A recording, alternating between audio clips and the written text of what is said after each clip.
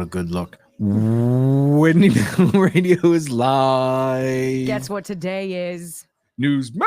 It is a Newsmax day. See, you thought you'd throw me off. No, I think I'm going to go with it. I think I'm going to be curly today. I think I'm going to freak out everybody on television. There'll be and they're going to be like, what? Bells and whistles will be going off at headquarters. I know. Newsmax like, what HQ. the hell happened to that woman? I hope David's not watching or he's going to be texting you. Oh, my heavens. My Newsmax producer who's like, is that really how you want to wear your hair? He actually likes it this way, Brock. He calls it kinky. What? Like not kinky, but curly kinky. I'm like, kinky isn't really a good word for curly. Yeah, I don't know if that's like me starting a show like this. Probably not a good look because someone's going to screenshot it. I know you will. Good morning. And there's too many good memes out there. I know it. What's going on, everybody? How are you? Oh, let me turn off my... I love today's music. I like the thumbnail. I think it speaks volumes because, guys, think about it. Imagine if they just spent half as much. If they spent 1/10 the time loving America as they do hating Donald Trump, we'd be in a much better spot than we are right now. What's going on, everybody? Okay, so I tried this yesterday. Thank you, G.I. Jeannie. We've got Lancaster, Ohio. Good morning. Good morning. Yes, tell us where you are. Who's that? Let me see if I can go back. I mean, we only have 724 rumbles. I asked for 1.5, so I realized that you can't always go, but I think we can. I mean, like you guys should reward this piece of work that's going on. Real quick, the Michael Moore was not AI because it was from 2016. Don't you love my crown? Would you guys pay me to wear this on Newsmax? Pay me. No, because then I'm gonna get a text. Oh, please. Saying, tell her to take off that crown. Baby. I do want to talk to you quickly. Wait a second, go. Okay, no, go ahead. No, go ahead. No. Go ahead. No. That's so lame. All right, so this is the time that I get to talk to you quickly about the contagion emergency kit with Wellness Company. Brock and I were talking about something this morning. We were talking about what is it about people who are willing to stand up and put everything they love and cherish on the line to do what's right, while so many others are not. And that had me thinking about Dr. Scott Jensen, they came after him, right? 5 times to take his medical license because he spoke up about ivermectin, hydroxychloroquine, what we were doing during COVID. Then he decided to turn up the heat and he ran for office, right? What is it about these people that forces them to do something big for the betterment of everybody? We could ask that question of Dr. McCullough and why he decided with Dr. Drew and many others to create this wellness company, twc.health/Wendy. And they put together all these various kits that are direct to you. They're like a pharmacy. And you go online and it's all medical. You got to go through this thing. And they approve you. And then they send you a kit, whether it's for emergencies like this emergency contagion kit, whether it's that spike detox trio that purge some of the jazz from the vaccine out of your system. This in particular is really important. It has ivermectin, Z-Pak, Tamiflu, budesonide, nebulizer, a guidebook on safe use. So you kind of have this, you have a Med Express in your house when all crap hits the fan. And they're going to give this to you right now, $30 off with my name, Wendy, at checkout. TWC for the Wellness Company. .health/Wendy. Free shipping. Get it to you. I think it's free shipping, right? Should be. Right. Yeah. Now I just forced it to be. So there you go. TWC.health/Wendy. This one in particular, the Contagion Emergency Kit. And I think it's a great opening door to all of the products that the Wellness Company has. All right. Okay. So since she's done, if you want the Michael Moore clip, join the locals page. Yeah. We put it all there. So people, if I start putting one clip here, one clip there, I'll be clipping all day long. No. 2, you are going to want to join locals today, and strictly for the second to last thing we're gonna play in the show. Okay. Strictly for that. Okay. Don't ask me. I'm not putting it up for anybody anywhere. You got to go to locals or find it yourself. All right. How about that? That's fair, isn't it? I think it is. Right. I think that's fair. Well, you guys are going to want to hear it. It's hysterical. Yes, we've got a really good show for you today. I mean, I know we say that a lot, but You're not going to hear things from the DNC last night. I'm not going to do it. It wasn't even an option for me today.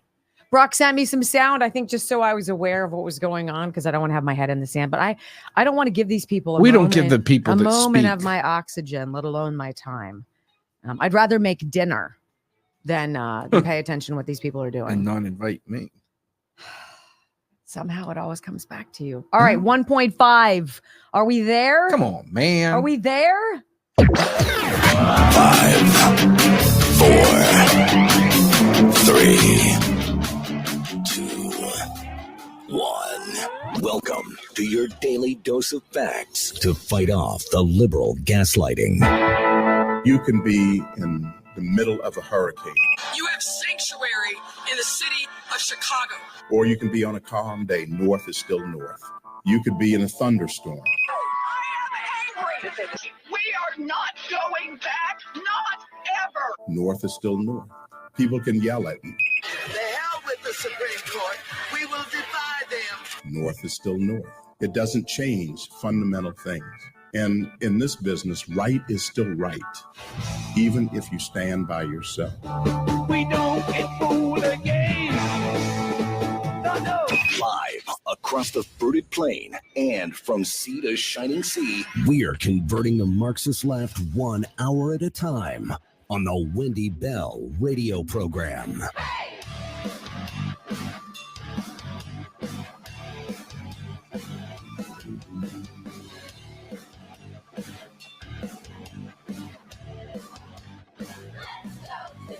Hello, America, and beyond the fruited plain. Welcome home to the Wendy Bell radio program, Wendy Bell Radio Network. Go there on your computer, get our app, get it onto your device. Join our family, because you can watch the whole show live on video.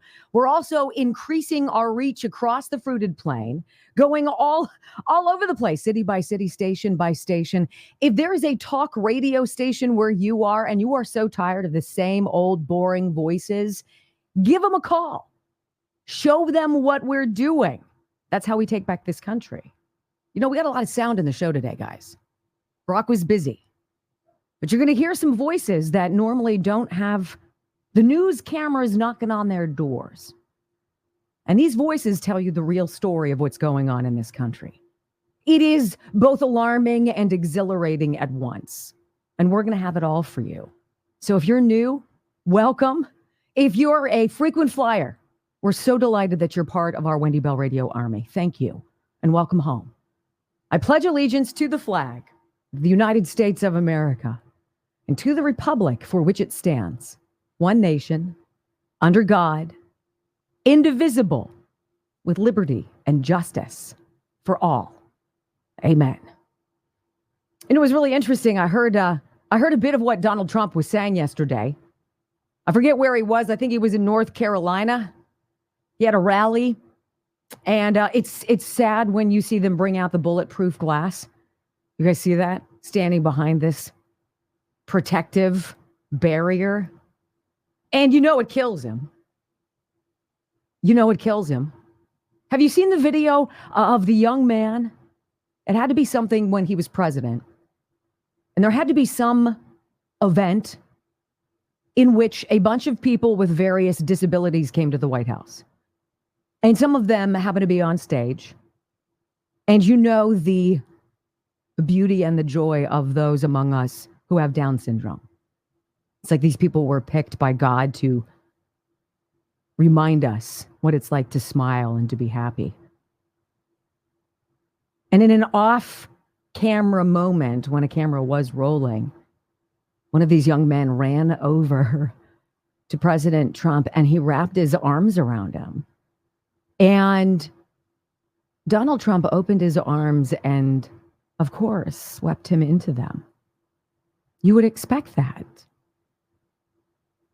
And yesterday, what he did, stepping outside of the protective barrier of that bulletproof glass as a woman in the audience, seemed to be having some kind of a medical emergency. And he was very concerned. And without even thought, he walked out from behind that bulletproof glass, to go make sure she was okay, and then walked down the stairs over to her to make sure she was okay. I'm sure she was embarrassed as hell. And he wrapped his arms around her. Of course he did. Like, this isn't, I'm not like, wow, what a fantastic guy. But we haven't seen that in so many years. You haven't seen that authentic tenderness, that care and concern. You haven't heard authenticity. And I think America is so hungry, right? Aren't you hungry? I'm hungry. And I just don't want to eat. I want to taste. I want to smell that aroma again. We're starved. Because nothing that these people on the left are putting out makes sense. It's all crazy. Donald Trump said something, though, yesterday, and we have some of his audio sound bites, because he hit on something in particular that I think strikes home with us. It's the crux of our identity. It's our military. It's the men and women who put their lives on the line for whatever the commander-in-chief asks them to go do. And President Trump said some beautiful things yesterday that you need to hear. I'm going to play them for you. But before we do anything, I want you to hear this, because it's true. If Democrats cared about America as much as they hate Donald Trump, I dare say we would be in a far different predicament than we are presently.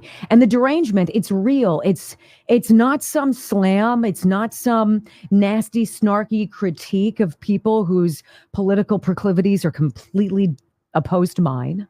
It is a weird, almost diagnosable affect. And President Trump said it yesterday, and I want you to hear this, because did you know in the first 2 nights of the Democratic National Convention, the people who stood on stage, all of these washed up, have been retreads of politics, the people who don't connect with you, the people who've never actually resonated with what it means to be an American. They've never reached through the cameras and the microphones and touched that fabric in your heart that feels dry and like chafed and made you feel like, oh my gosh, yes. These people are obsessive. 271 times they said Donald Trump's name. First 2 days of this campaign, of this convention. They've spoken about immigration, border issues, and fentanyl 14 times, and crime 16. Donald Trump 271 times. If your campaign is hitting on Donald Trump, if your campaign is being the anti-Trump, it means you don't have an identity. It means you aren't authentic. It means you don't have a platform. It means you are bad for America. And maybe that's what it is. That's the derangement. But Trump hinted at this. He nailed it. Listen to this from yesterday. They mentioned my name, I think, 271 times. They mentioned the economy like 12 times. They mentioned the border, maybe none. They don't talk about the border. Our great border czar doesn't talk about the border. But they mentioned me more than any other category. I'm now a category. They had me down today as a category.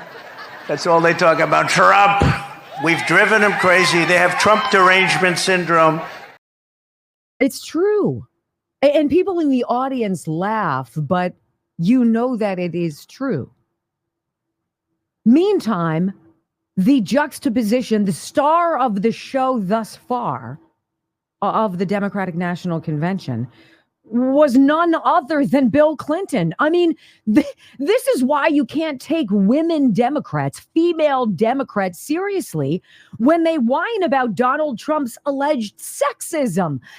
They bring out Bill Clinton in the coveted primetime spot. In better positioning than the Obamas, certainly better positioning than Nancy Pelosi, better positioning than Joe Biden. This is the poster child of the Democratic Party. The guy who paid hush money, Paula Jones, hush money, $850,000, so she wouldn't file sexual harassment charges against him. This is the guy who slept with his intern, like literally in the Oval Office. This is the guy who visited Epstein's Island something like 46 times. So naturally, the party of sexual degenerates wants to give him a standing ovation. He has the honor of having an oil painting of him inside Jeffrey Epstein's Manhattan home. This is the man who perjured himself, who proved to the world that you can lie under oath with impunity and get away with it if you're powerful. This is the guy around whom those cocaine deals in Arkansas people were talking about. And don't get me started on the Clinton Crime Family Foundation. So you have a tale of two different parties, yes.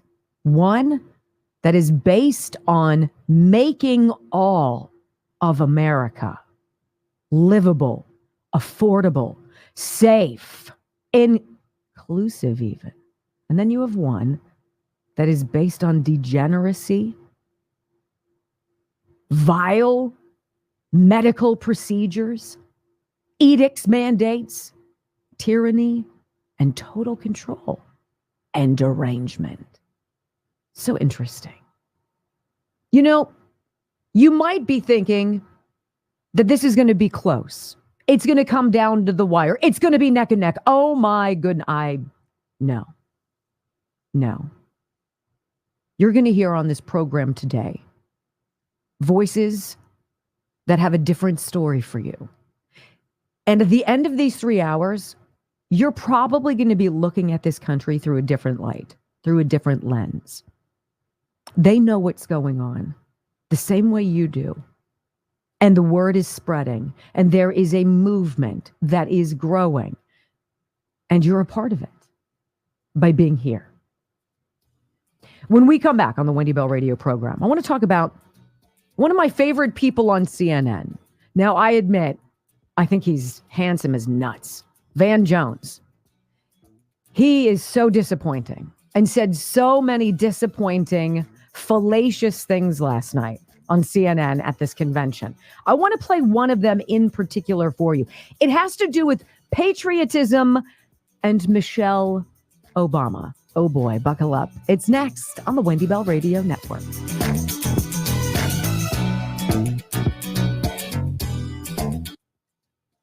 I got Brock involved in something yesterday. What? I'm looking for that thing you just talked about. What? The Michelle Obama? Patriotism. Oh, that's not till Kamala. No, I meant Kamala. Kamala, not Michelle Obama. Patriotism. I misspoke. Yeah, I didn't mean to freak you out. No. Do you see that at the bottom of 9? No. Oh, the Van Jones? Yes. Oh, yeah, I have that. Yeah. I misspoke. I said Kamala instead. I said Michelle instead of Kamala. Oh, because there is a Michelle one There later. is. Yeah, I misspoke about which one. Oh. So I am very excited to have a new sponsor on this program, okay? Well, kind of a little afraid, too. Just go ahead. Because it involves a drink? Yeah. Are you drinking it? I am drinking. It's very good. Okay, Roundhouse Provisions. This is the scary part. It's called Morning Kick. It's Chuck Norris's. And it's Chuck Norris's. If it's Chuck's. I'm telling you, I watched the whole video. There's a video. Look, I hate watching videos. I've told you this. I think it's annoying when companies make you watch a video. But once you watch the video, you understand what it is and you determine whether or not you want to purchase this. Look, have you ever wondered what happened to the legendary Chuck Norris? Well, I recently saw a video that he made. It was called Last Night. I was shocked. Dude is supposed to be like 81 years old and he's still badass. What's even more shocking is that he's stronger. He says he can work out longer and even has plenty of energy left over for his grandkids. And he did this by making just one change. He says he still feels like he's in his 50s. His wife even started doing this one thing too. And she says she's never felt better. She says she feels 10 years younger. Her body looks leaner and she has energy all day. Brock and I are going to be your guinea pigs, ladies and gentlemen. We're going to go for this. If Chuck does it. I'm just saying. Brock I'm and I afraid are he's gonna. watching If I this. don't drink it and like it, he's gonna come to my house and whoop me. Chuck At Defense, 81. chuckdefense.com/Wendy. This is what this one thing is. All right. You're going to learn about it. And look, I'm going to tell you, it's frustrating to sit through a video, but it's Chuck Norris. And so I was like, okay, Right. I'll watch Chuck Norris. I sat through like 8 seasons as Walker, Texas Ranger. I think I can sit through a love video. this. So this is exactly. He discovered he could create dramatic changes to his health simply by focusing on 3 things that sabotage our body as we age.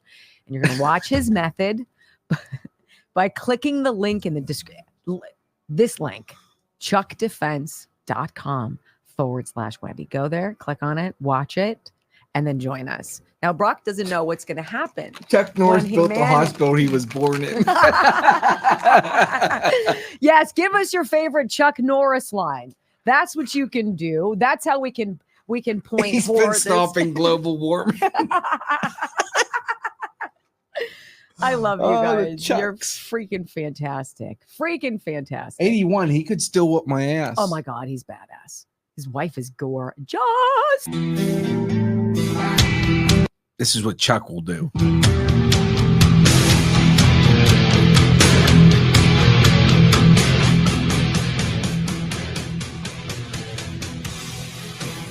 I feel about the Democratic Party watching snippets of their national convention in some way, the same way I do about the panhandlers down the street from my house.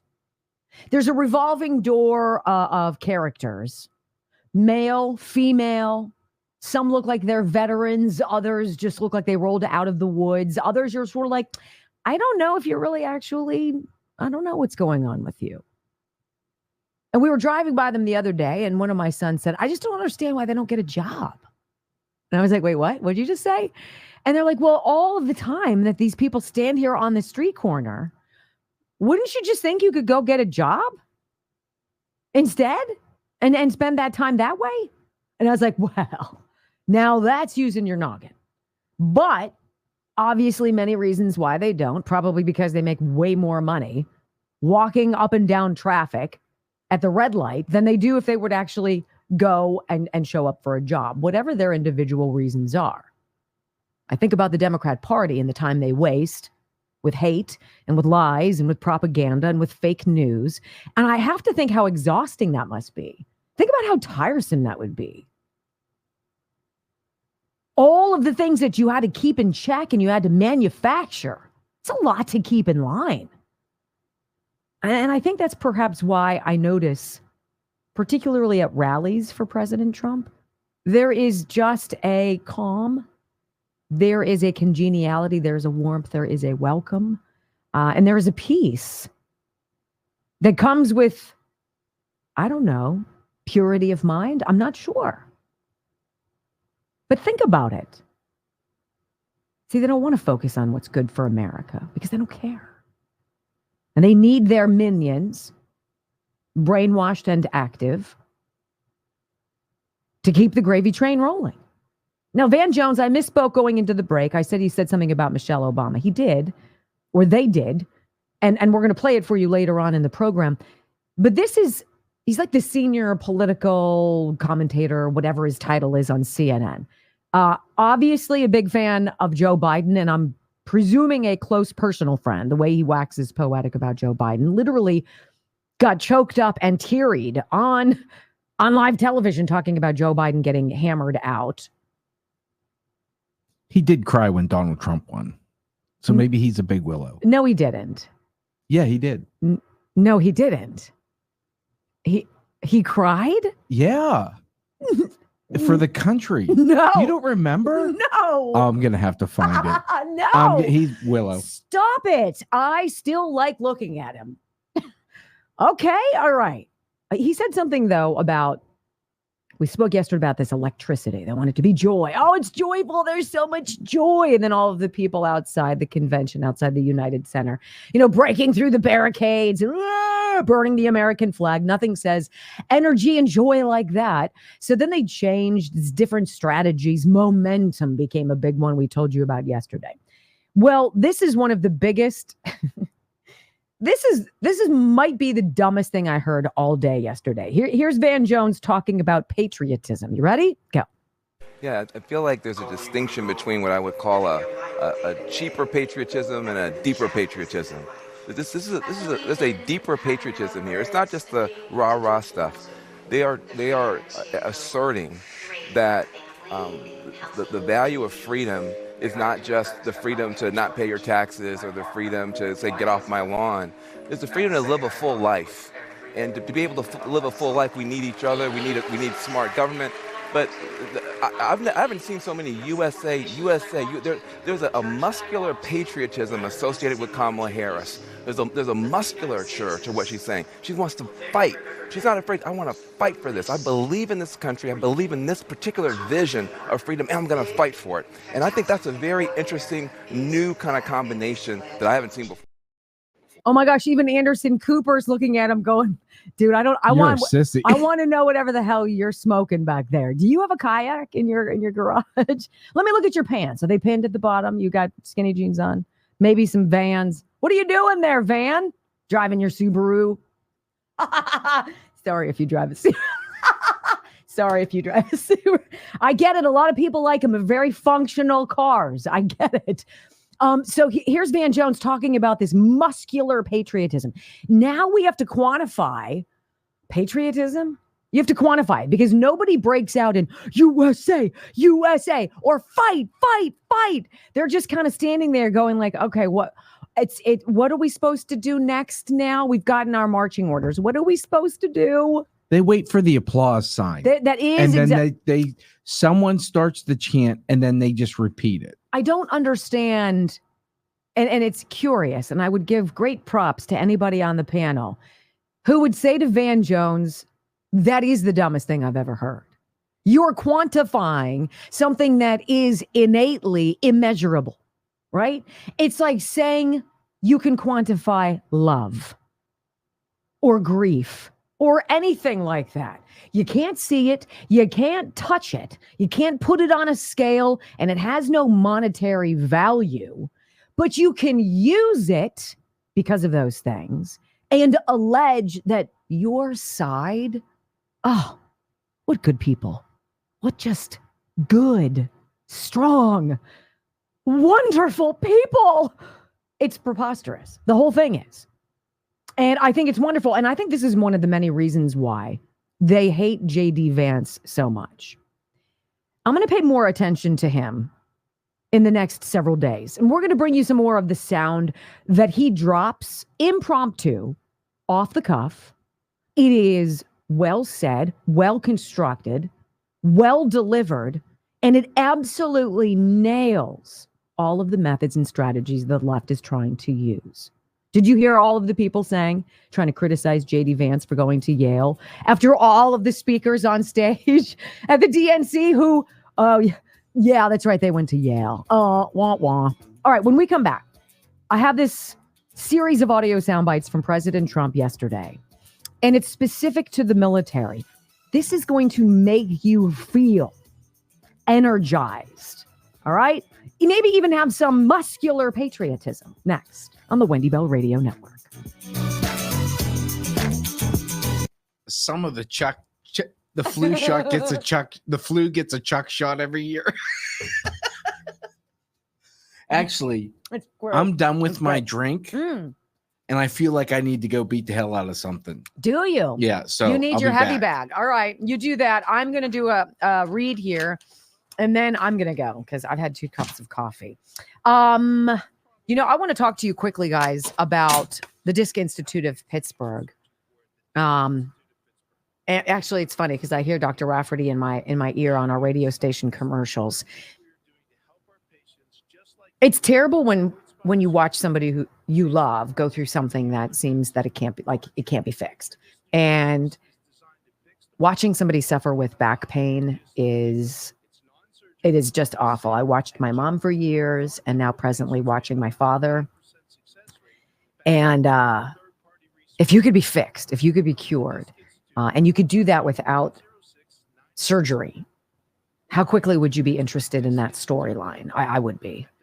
And that's why I tell you about Dr. Richard Rafferty and the Disc Institute of Pittsburgh, because he has created this revolutionary treatment. It is a treatment. It's not surgery, so that your discs can grow back and create that sponge that you need in between your vertebrae so that nerves don't get pinched and things aren't out of whack. PittsburghDiscInstitute.com. Go look and see what they have on the website. They've got so many reviews, great testimonials. Like, he's probably at like 15,000 people fixed, 98% successful. 412-906-9600. 412-906-9600. PittsburghDiscInstitute.com. They're lovely. Absolutely lovely. All right, I got to go.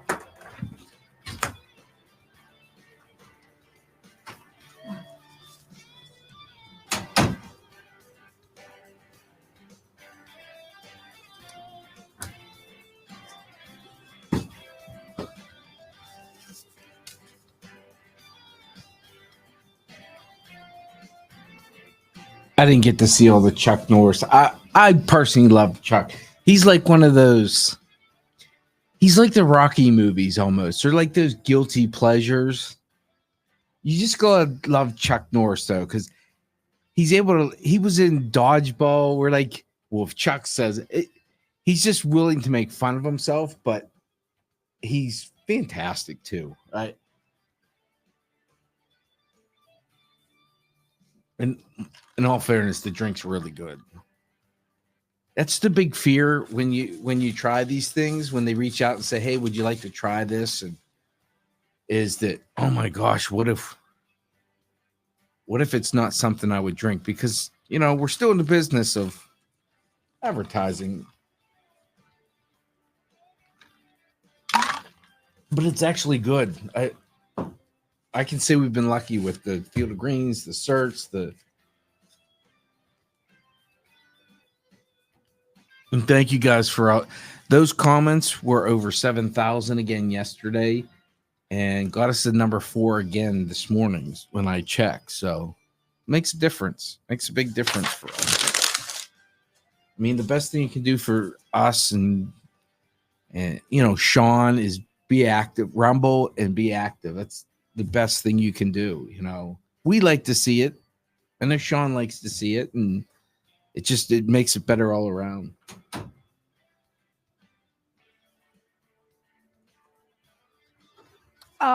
Did you feel like beating somebody up after having run? No, I've only had a sip, but see, I made the grave mistake of not quickly shaking it. And so I have some stuck on the bottom of my shaker jobby, and so I'm trying to dislodge it. You don't need that thing, or that little thing you put in there. You know what? Here we go. Who you worry about what I'm doing? Whatever. I just had a whole one of these Chuck things, so I'm about ready to whoop some ass. I do feel more energy already. I don't know if it's the Chuck Norris effect or what, but when Chuck Norris does push-ups, he pushes the earth down. Can you imagine being that kind of a cult Chuck hero? Norris counted to infinity twice. Isn't that great? You guys are awesome. See, I don't have, let me see the comments. I need a number of the comments, and I'm not getting it. Oh, what? It sometimes will put up the number of comments up there, and it's not showing me. Are you on comments? Go to brand. I'm on brand. You weren't, were you? I am. I don't lie. Oh, yeah, I'm on brand, and it says 24 comments. No, we're 2,600. Slackers. So basically, in the last, since you clicked off of comments on the brand, it's now counting. Yeah, it's not doing moving. No, now it says 32. I am pumped. I think it was the Chuck drink. That's just, I feel like I got a little piece of Chuck Norris in me. Well, we had some good giggles too, which is helpful. Van Jones. Oh. Van Jones lays a poo pie. I don't know if someone. Wow. If someone gets in my grill today, they're going down. But it's like carrying a gun. I'm gonna have to warn them and be like, listen, I had the morning kick from Chuck Norris. You just might want to step off a little bit because I can't be held responsible. You know what you're talking about, Willis? I have a crown too.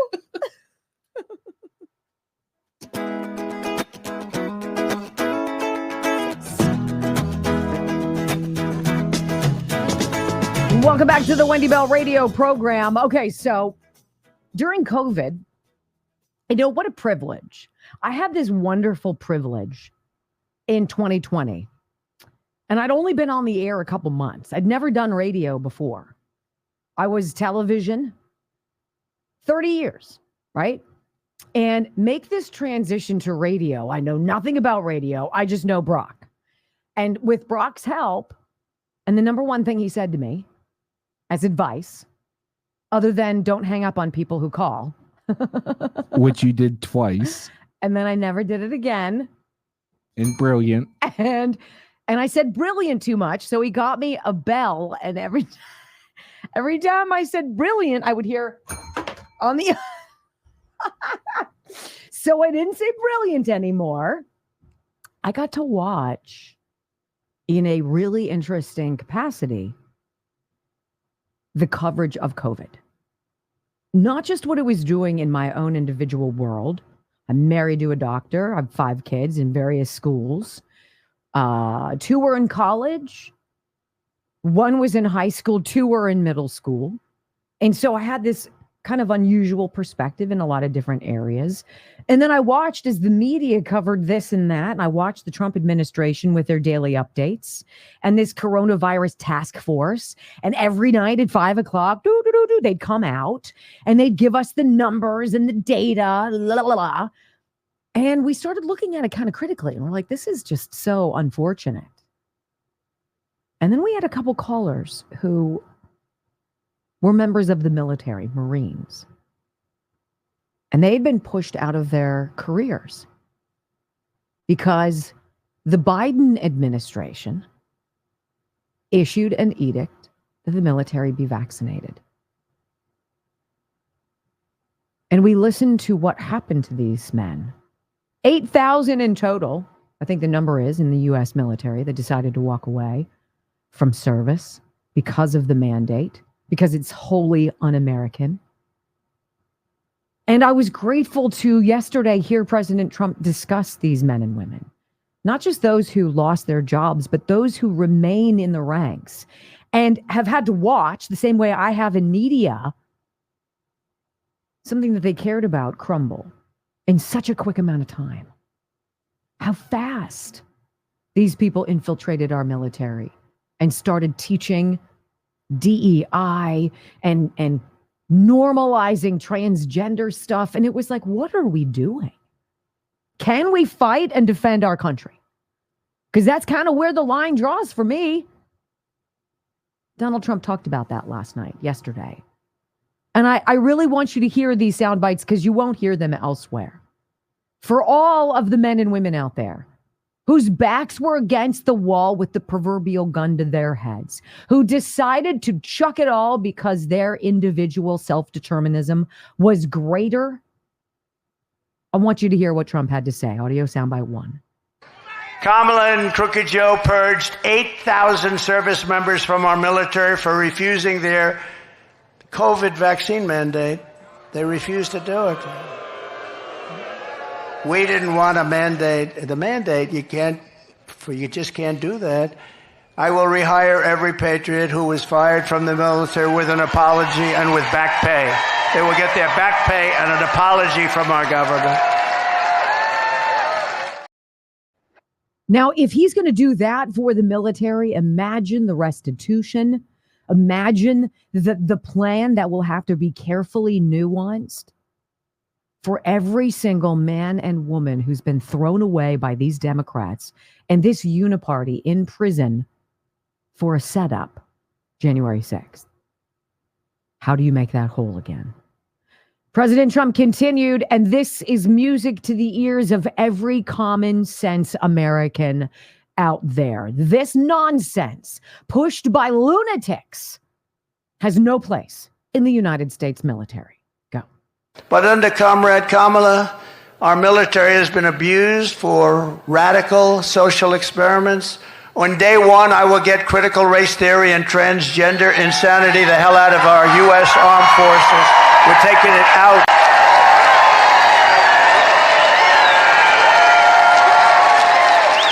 Our warriors should be focused on defeating America's enemies, not figuring out their genders.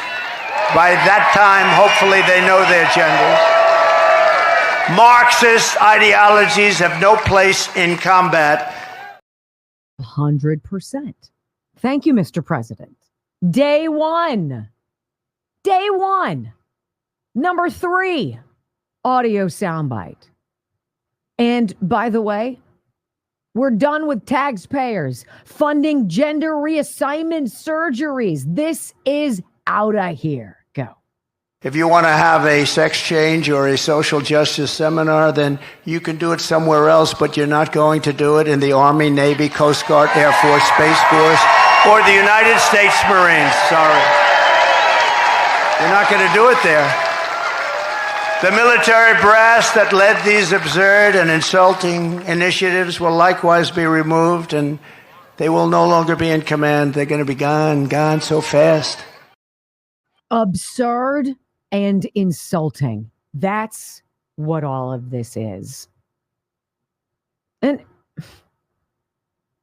it's hurtful to say this. And I'm not a military mom. But if many of you listening to me are, your parents, you served yourself, or you come from fathers, grandfathers, moms who served. Do you, under a Democrat right now, under a progressive Marxist communist socialist, would you ever allow, as much as you could prevent it, your son or daughter from getting involved in the military right now? Because you know damn well that your child's life is wholly irrelevant to these people. They don't respect service. They don't respect sacrifice. They don't have the same values that we have. We need to get back to the values that are honorable, that are family and faith-based. And Donald Trump says in audio soundbite number 4, the devastating blow in morale among the rank and file, no wonder nobody wants to enlist. Listen. Thanks to Comrade Kamala and Joe Biden, morale in our military is now so low that almost every single branch is suffering a major recruitment and retention crisis. You know that. Upon taking office, I will begin the largest peacetime recruitment drive in the history of the armed forces. We have to fill our armed forces with great people, but they don't have spirit now. There's no spirit. Used to bring, other soldiers would bring their friends in. Now that doesn't happen. Almost never happens. The sense of spirit, pride, and prestige will soon come roaring back and reach levels never seen before. We're going to make it so hot that I'm going to want to resign and join the military. And so what do the Democrats do? They put the guy who opened the door to the beginning of the end of Pride in America, Barack Obama.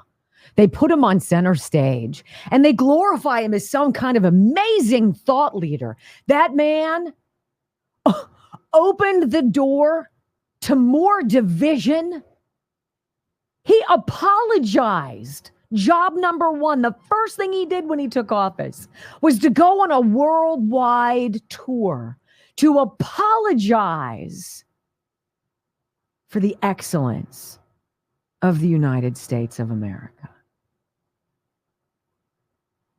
And Trump in audio soundbite number 5 talks about who really matters, who is ignored and stepped over every single day in this country.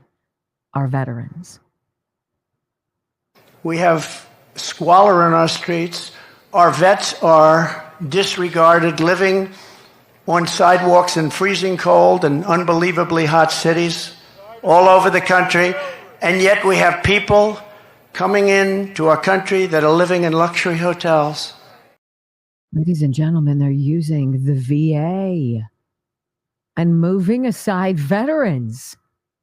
They're using the VA with the overflow of the onslaught of illegal immigrants. Wow. And finally, in audio soundbite number 6, perhaps the most important day one duty that President Trump says will be at the top of his agenda. But the voters will hold Kamala and Joe accountable for this November when I take office, and they're going to be held accountable for what they've done to this country. Right? Thank you.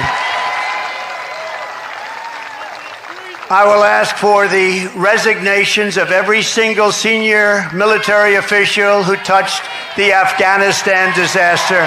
I want their resignations immediately. And I want them on the desk in the Oval Office, the Resolute desk. I want them on at 12 o'clock, Inauguration Day, everybody involved with that disaster. When you have a disaster so stupid as that caused us such problems, you don't know what that's done to the reputation of our country, the Afghanistan disaster. This house cleaning will be a signal to the entire world and America military and everybody else. They want people to be held accountable for failure and incompetence. And it's just not acceptable that something like that could happen. It's not acceptable, Donald Trump calling out the military-industrial complex. We're coming for you.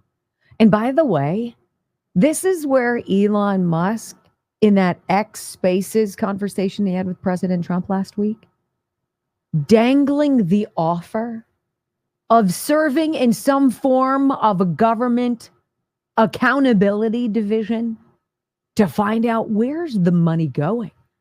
Who's gotten it? What have we gotten for it? Can you imagine if they just start with the botched withdrawal of Afghanistan and the 20 years that we gave them hundreds of billions of dollars for what? Can you even imagine? No wonder they're deranged. No wonder. All right, when we come back on the Wendy Bell Radio program, this is, what did he say? Absurd and insulting. That's what the president said yesterday in Asheboro, North Carolina. Absurd and insulting. All of these crazy new normals we're supposed to just suck up. Well, is it a new normal for the woman who's in charge of commerce in the United States to not know that the Biden-Harris administration is lying about the jobs creation numbers? Oh, don't miss this audio soundbite. It's gold. Next on the Wendy Bell Radio Network. Okay, one more Chuck Norris I saw. Chuck Norris doesn't cheat death. He wins fair and square. I wonder if he's just totally tickled by this stuff. Right? He's an obscure enough celebrity that he's easy to get behind, right? Because nobody really talks about Chuck Norris. Chuck Norris doesn't even talk about Chuck Norris. Chuck Norris doesn't have to talk about Chuck Norris. That's just great. All right. I love it. Let me tell you about Texas Bullion Exchange. And as I've been saying, and I don't mean to keep teaser-beezering you, but we are entering into a new level of our relationship with these fine folks at Texas Bullion Exchange, whose number one objective is to give you peace of mind. Number two, to give you a very exciting, innovative, and profitable way. If you look at the value of precious metals over time, that doesn't suffer the blows that other commodities have. It is tried and true. And oftentimes you're like, I don't even know where to begin. Like 1-800-GET-GOLD. I mean, what is that? No.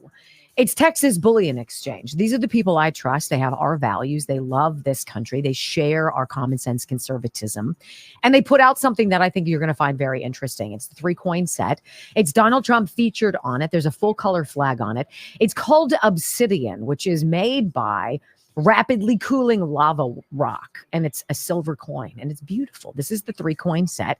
And if you use my name, Wendy, you're also going to get free shipping. This is something that you can buy, you can give to someone as a collector's item that is going to grow and grow in value. 855-927-5557. You can also get gold. You can get buffaloes, rounds, coins, bars. I don't even know what that means, but you can have it in your hands and not just infused into your portfolio, your 401k and your IRAs.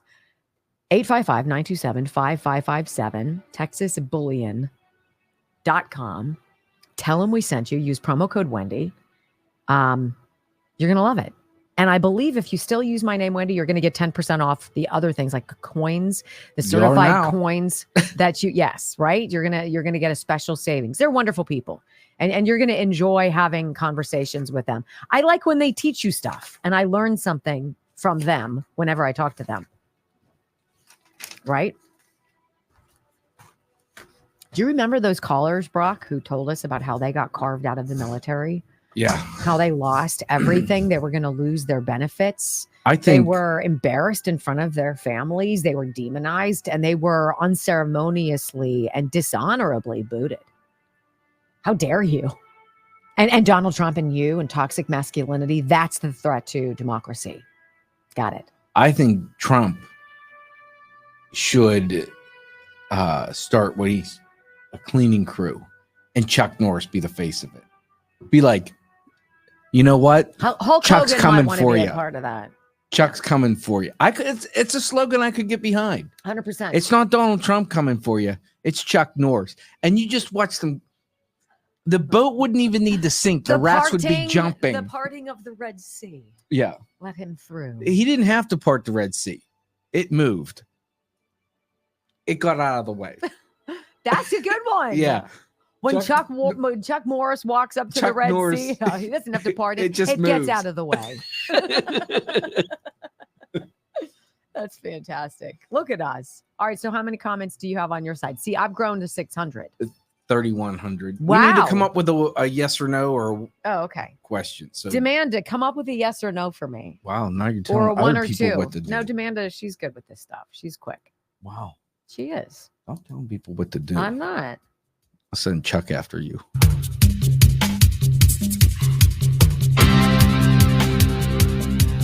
It is, as President Trump said yesterday in Asheboro, North Carolina, it is absurd and insulting.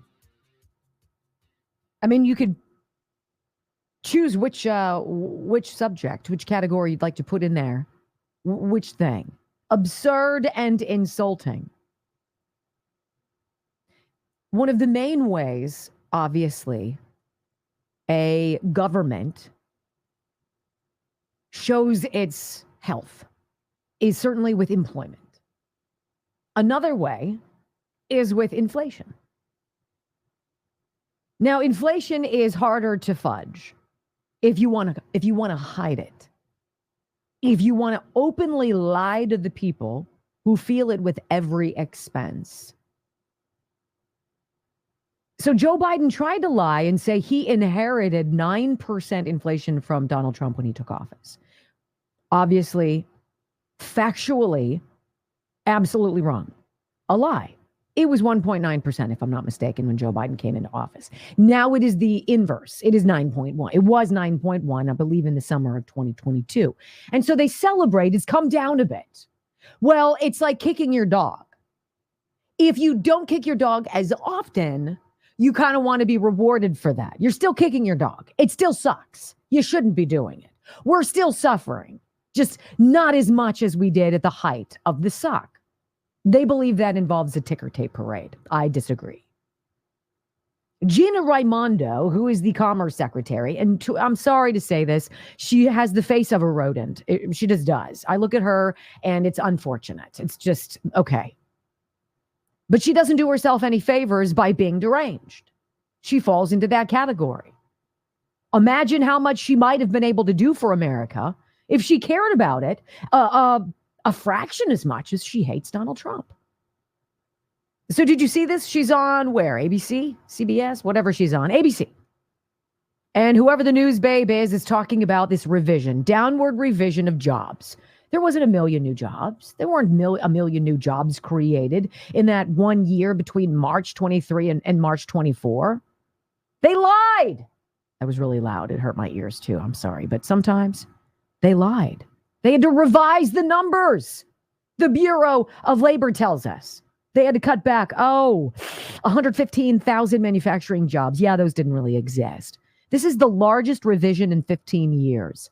Oh, yeah, you know those trade jobs, the transportation and utilities jobs that we said, oh, yay, everybody signing up for? Yay, us. Well, yeah, we lied. It's really not that many. We have to take away 104,000 because those didn't exist. And you know, the professional and business services, yeah, we have to take away 358,000 of those jobs and 150,000 in leisure and hospitality for a total of 818,000 jobs that they manufactured and created. ABC, to the credit of whoever the news babe is, has Gina Raimondo on overlooking the backdrop of the Democratic National Convention. And she says, this is kind of damning. I mean, this sort of sucks. Like, you guys had to change it. This is terrible. And Gina Raimondo, of course, isn't going to accept the numbers. Now, what does it tell you when the Commerce Secretary doesn't know about the job numbers? Listen. When you hear that, do you potentially think that this new numbers could be a liability for this campaign? No. When I hear that, first of all, I don't believe it because I've never heard Donald Trump say anything truthful. It is, though, from the Bureau of Labor. I'm not familiar with that. I'm not familiar with that. What the hell are you doing? What's your job? Who are you? It's like looking at Karine Jean-Pierre as the spokesperson for the White House, the woman who can't speak, right? I mean, it's like finding somebody who's blind to pave your roads. What? That makes no sense. No, it does, because they all suck. And she's more deranged by or triggered by Donald Trump than she is knowledgeable. The woman who isn't familiar with the Bureau of Labor runs the U.S. Bureau of Economic Analysis. So that's kind of dizzying. Is that sort of like the genius, whomever the rock star was, who in East Palestine, Ohio, when that toxic derailment happened and all the train cars were on their side, it was like, well, we could come in there and we could control the environment. We could drain those hazardous materials off. Well, screw it. Hey, Bill. Actually, they called for Earl. Hey, Earl, get over here. Blow the damn thing up. That makes the most sense. Really? Are these are the people you have making decisions that impact all of us? Gina Raimondo doesn't realize that the Biden-Harris administration lies. They lied about COVID. They lied about 2020. They lied about January 6th. They lied about July 13th, and Donald Trump was nearly killed. They lie about jobs. They lie about inflation. They lie about crime. They lie about the border. They lie about everything. They lied about ivermectin. They lied about the wet market. They lied about gain-of-function freaking research. And then they lied under oath in front of you because they don't care. And they're so damn used to getting away with it. But thank goodness we've got monkeypox and bird flu to keep us busy. Right? Right. When we come back, hour number 2 of the Wendy Bell radio program, my friends. Instead of listening to politicians, let's hear from the people, shall we? Well, we're going to go down on the streets and hear what everyday average Americans are saying. And they ain't buying it, friends. Next on the Wendy Bell Radio Network.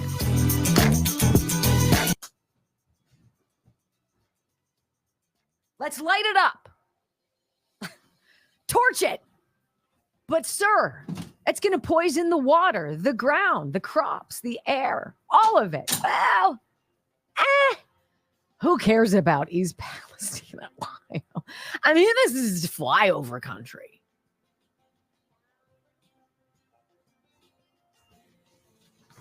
And then Pete Buttigieg comes wearing his stupid yellow vest and hard hat and hazmat eyes. I'm ready to go. He looked like Bob the Builder, except I would trust Bob the Builder. Isn't that unfortunate? More Gains Fitness. Morgainsfitness.com, MORGAINZ fitness.com. I know we reach a much broader audience here than I would if I just spoke to people in Somerset and Cambria counties or who live nearby in Western Pennsylvania, where Kelly Morgan has 4 of her Morgains Fitness facilities. And I would say to you, go check it out, join it, get involved, get your body back. Talk about a place. It's clean. Patriots go there. They help you with all sorts of stuff, body composition analysis, metabolism testing, get personal trainers. You can take classes. You can do weight training. You can do all your cardio, get away from people who frustrate you and just sweat 24 hours a day, 7 days a week. Or you can go to morgainsfitness.com and you can inquire about her 90-day Ignite program and see if she can kick your high knee the way she's kicked so many others. Morgainsfitness.com, MORGAINZ fitness.com. All right, I have a question. Do you think... Oh, yeah. Let's go. I'm ready. Do you think Donald Trump will be able to clean house in the first 100 days?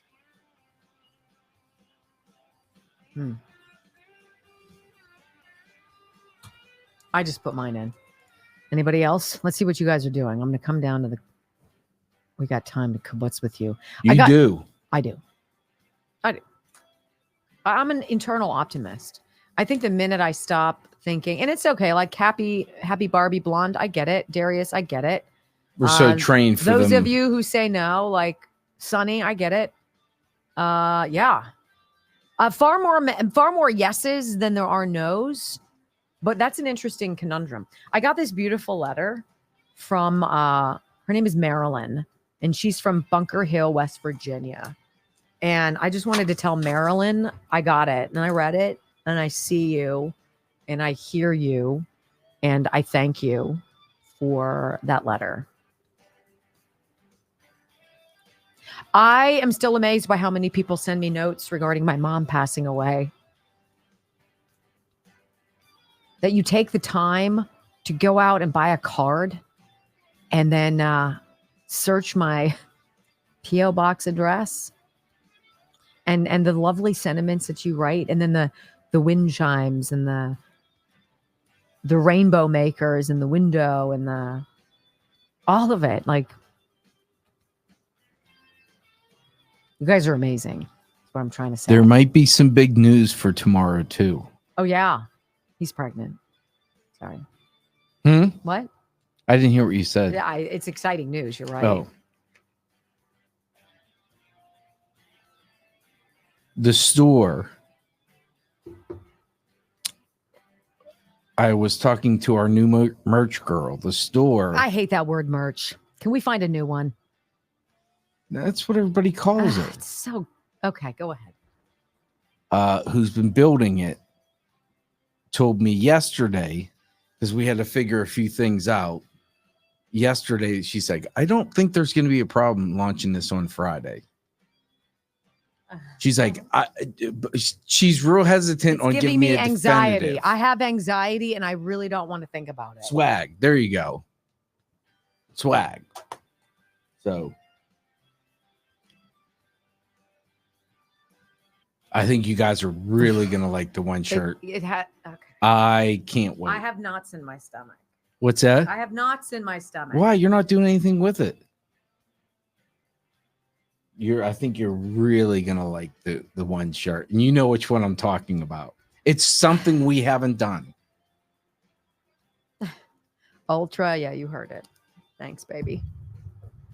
Dunk tanking? What'd you say? Nothing. I think don't make me send Chuck Norris after you. I think so Chuck great. Norris could take Big Mike. Do you think Chuck Norris could take Big Mike? Wendy, my 6-year-old granddaughter used the word merch. I just don't like it. That's fine. It's sort of like moist. It's just blah, blah, blah, blah. Is it like saying petty? No. What's wrong with petty? You said yesterday I used the word petty for a pedicure. Oh, petty. Yeah, that's what I said. I thought you meant Petty. No, It didn't I resonate meant with me. PEDI. Well, petty. then be more specific when you enunciate. Petty is different than petty.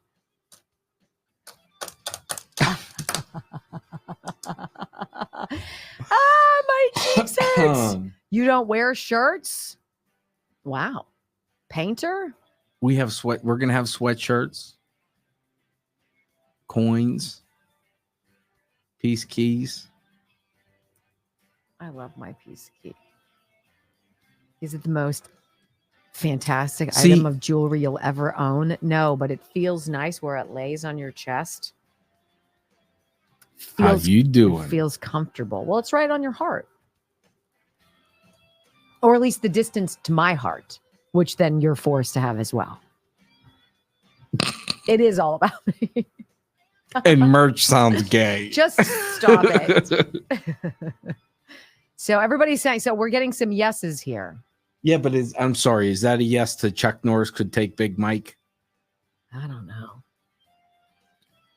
How much for the key you're wearing, Wendy? Salty, don't try to talk dollars and cents with me. It's very affordable. Very affordable. You'll be the first to know. What are we doing here? 5, 4, 3, 2, 1. Wendy Bell. Inspiring solutions to save America, one show at a time. Are you ready to get on board? They believe that they can destroy this bond that exists between you and Trump if they somehow make Trump look bad, make Trump look like a reprobate, embarrass you about Trump. They can't do it because you came before Trump. Desperately want Trump gone, and I know that they desperately want it codified, that Trump cannot run again, because make no mistake, they remain scared to death of you, and they remain scared to death of Trump. Trump, 75 million, 80 million votes. And I'm going to tell you, you're not going anywhere. Even if Trump does, you're not. Which I think remains one of our big campaign strengths going forward. They can't separate you from Trump. And more importantly, they can't separate you from the ideas. They can't separate you from MAGA. They can't separate you from Make America Great Again. From sea to shining sea, 3 hours of bold truth and excellence. The Wendy Bell Radio Program.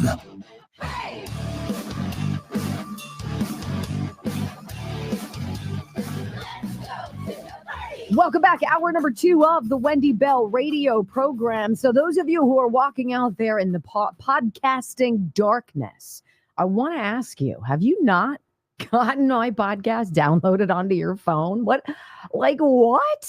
Because 3 million people already have. Wendy Bell Radio, wherever you get your favorite listening material. Like, follow, share, give us a 5-star review. Just keep coming back and bring a friend. Welcome home. So there is this desperation, and it's very palpable.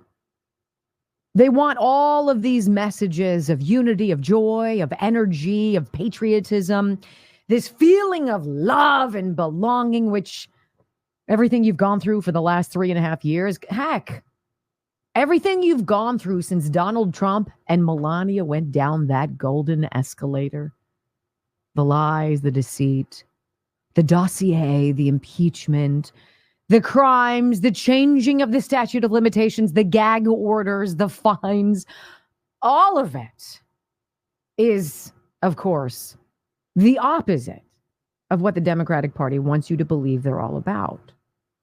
The question is, that propaganda, which again, Barack Obama opened the door to in 2011 and 2012, when he said, now, you know what? We've never really had propaganda here. It's been prohibited. We're going to tweak that. We're going to say, come on in. Anybody can say whatever they want. Everything will work out just great. It's almost like they had a roadmap. They knew what the chosen land was. what the end game destination was, which is the destruction of America and you, right? The whittling away of everything that you care about and wrapping it into this new normal. They needed all of that to happen. And in order to do that, they have to gaslight you. They have to lie to you. They have to create false news and all of this jazz. You're aware of that. How much is the general population down on the street when we're looking down at 30,000 feet? How connected are they? Well, we're hearing some wonderful voices who normally don't get asked these questions. And they're asked very specifically, Donald Trump or Kamala Harris? I want you to hear this. I want you to listen to the reasons why Kamala Harris's alleged supporters want her. And then I want you to listen to the voices who say they want President Trump. Listen to the voices, listen to their reasons, because it's fascinating. Go.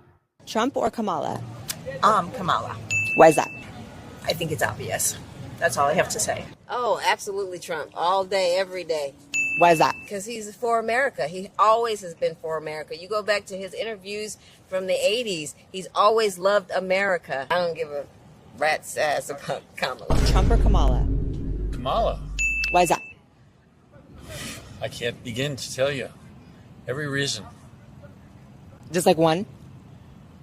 Yeah, democracy. I would vote Trump. The economy was better than Trump. 100%. Kamala. Why is that? I think her rhetoric is empathetic. Kamala. Why? Because she'll make sure that democracy endures in this country, and Trump will destroy democracy in this country. What is your favorite thing that she's done so far in office? She's brought joy back to this country. Okay. I'm thinking that I'm going to have to go with Trump, how the world is working, the reality of inflation in comparison to the increase of what people are being paid out. And it's really started to strike me. Trump or Kamala? Trump. Why is that? Because I'm in the housing industry and I'm from Texas. When he was in office, we were just blowing and going and work. And since, the last 3.5 years, we see it diminishing now. Kamala. Why is that? I don't know, maybe because her progressist ideas, something like that, but I'm not really sure. Kanye 2020. I mean, honest to gosh. So listen to the voices who say Kamala. They're mostly white, right? They're a little bit older, and they have absolutely no idea why they're supposed to be voting for her. Because of democracy, because of her ideas. Well, what are those ideas? I really don't know. Trump or Kamala, whatever. And the people who say Trump, the majority were minorities. And they had very specific reasons. They could tell you this, this, and this. Come on, man. This has got to be absolutely panicking them. So let's listen now to this black voter. This black voter who is going to basically point a finger at Barack and Michelle Obama and say, how dare you?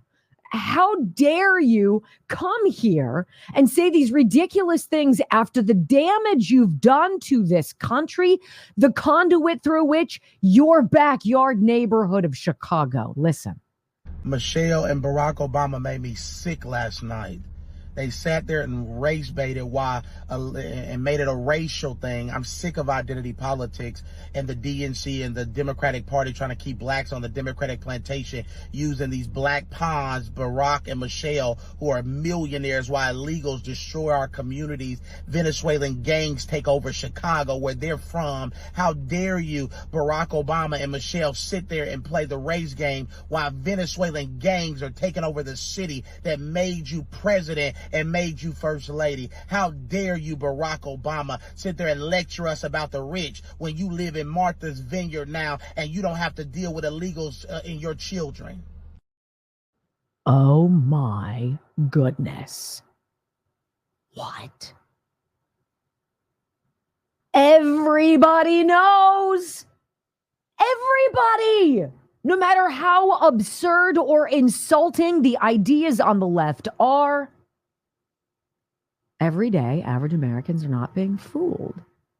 Now, this is beautiful. It would be brilliant.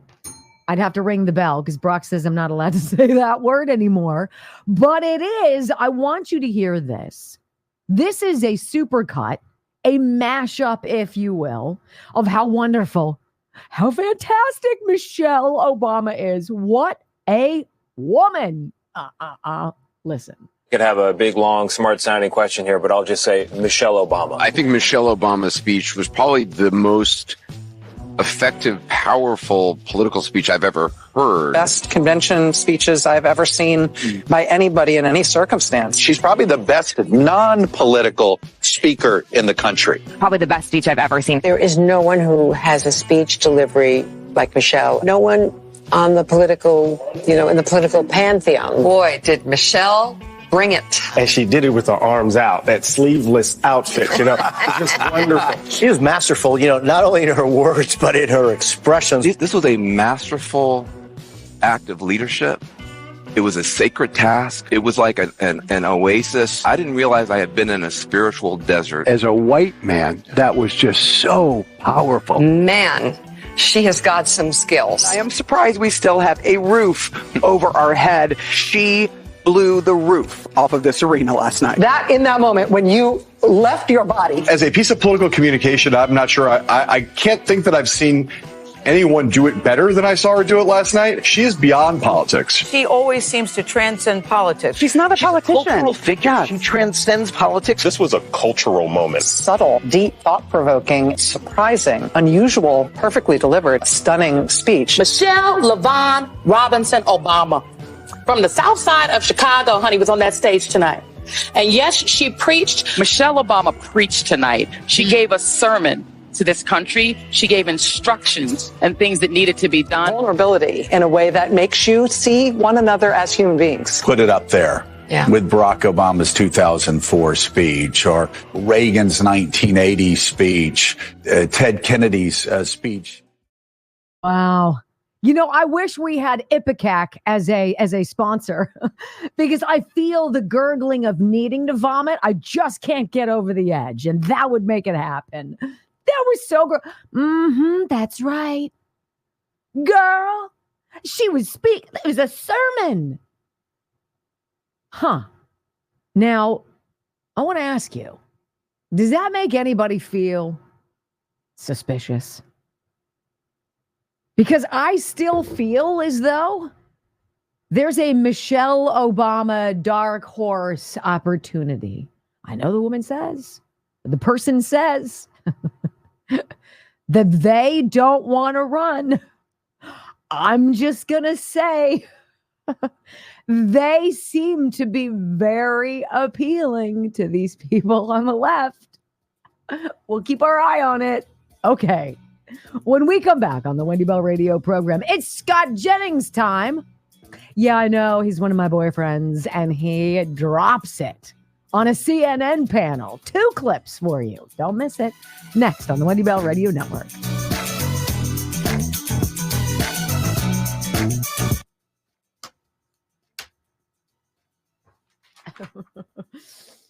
They are really powerful. Okay, I saw another Chuck Norris that made me laugh.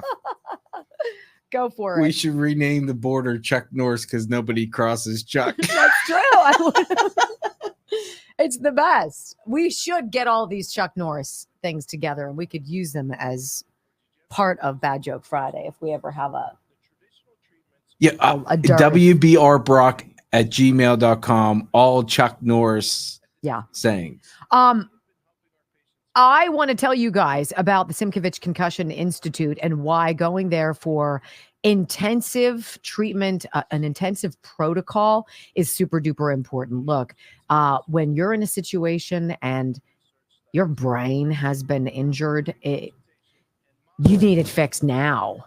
And that is what Dr. Simkovich and his team of experts and professionals do at the Simkovich Concussion Institute. First, when you call 412-366-3700 and you need an original consultation, you need an appointment, the person you're talking to is not from like some temp agency. They are somebody who's deeply entrenched in the world of TBI and concussion, and they can answer your questions. Like they're there for that. Then they can get you on the books and say, hey, come in. Let's get you in. We're going to get you in for a chunk of time because we're just not going to fly by you. You're not going to have a doctor walk in and be like, 10 minutes is up and I'll see you next week. They want you fixed the way you want you fixed. That is why the NHL Alumni Association is partners with them. Goes to Dr. Charles Simkevich. 412-366-3700. 412-366-3700. SimkevichConcussionInstitute.com. I mean, why muck around with it when you don't have to? How about Gina Raimondo? She's so offensive to me. She's insulting. Insulting. Secretary of Commerce isn't on the up and up with the numbers from the Bureau of Labor. Chuck's not afraid of Clintons. Wow, look at your wonderful 3/4 zip. Yeah. Isn't that an attractive article of clothing you're wearing? I can't say too much because yesterday he was a jerk to me when I said he looked good. If you do that again, I swear to God, I'll take my pen and I'll put it in your throat. Wow, that's Chuck's man enough to paddleboard with Big Mike. You think? Yeah. I don't know. Someone put on there too. Chuck Norris doesn't walk on water; it gets out of his way. This is just way too enjoyable. All right, how many are we up to now? Rumbles? Comments. Yeah, but we need to work on the rumbles. We're only 283. 284. Come on. 160 of you would be so fantastic. This is not embroidered, but we're going to have some embroidered. Yeah. So that is going to be interesting. I insisted on the embroidery.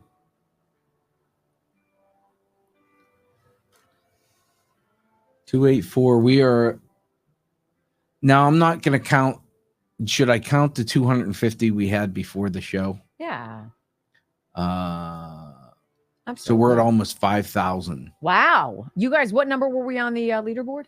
4. We discussed this when you were. Oh, away. did you? I'm sorry.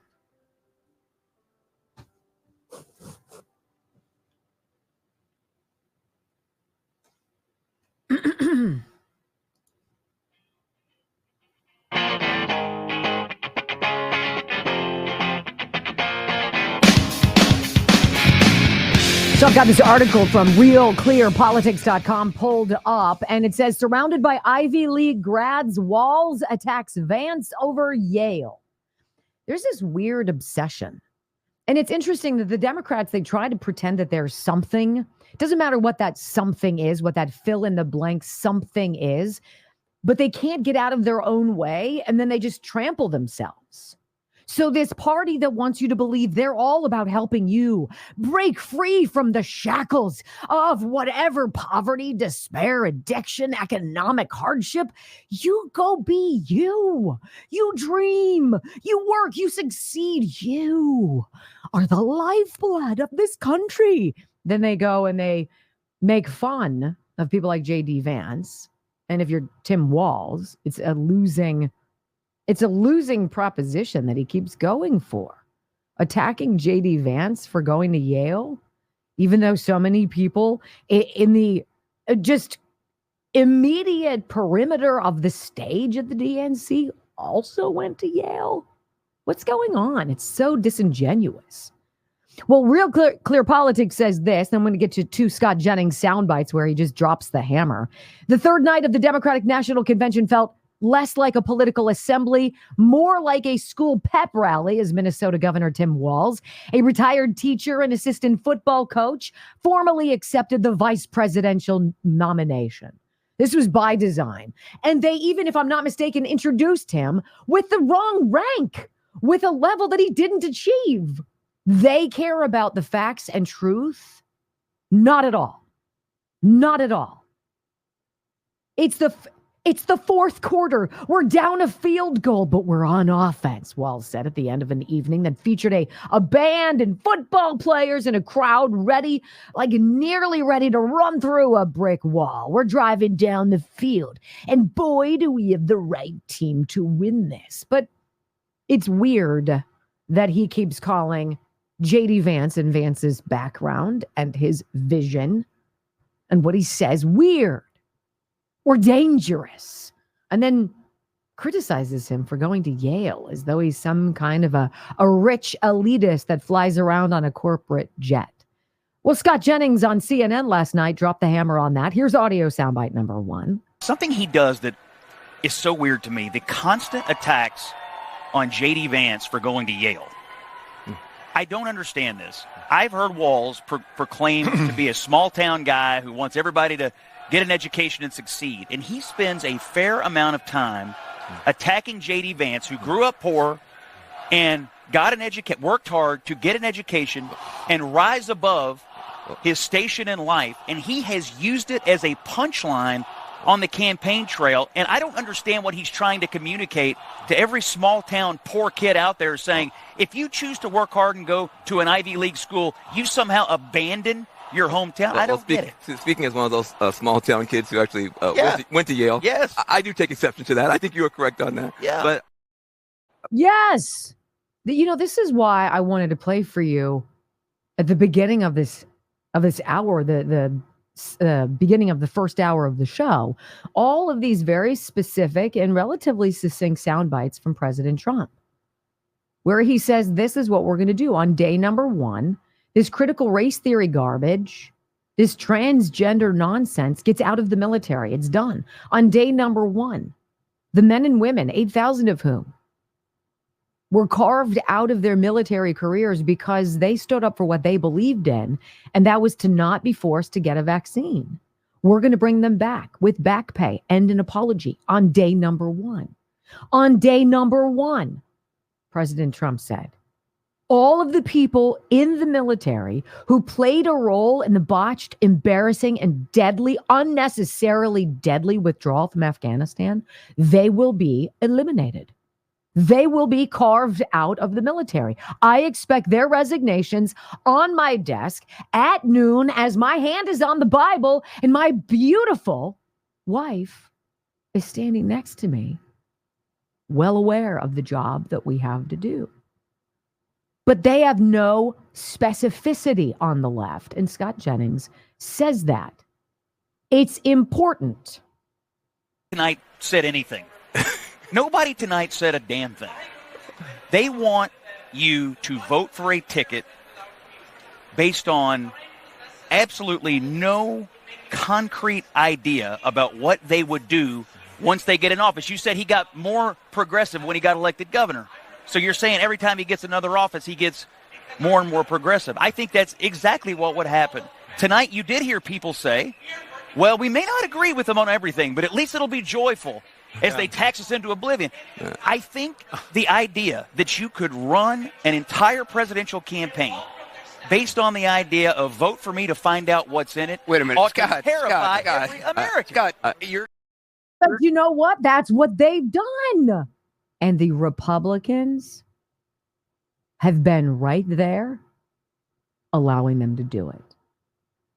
You'll have to pass it to see what's in it. Is offensive. It is absurd.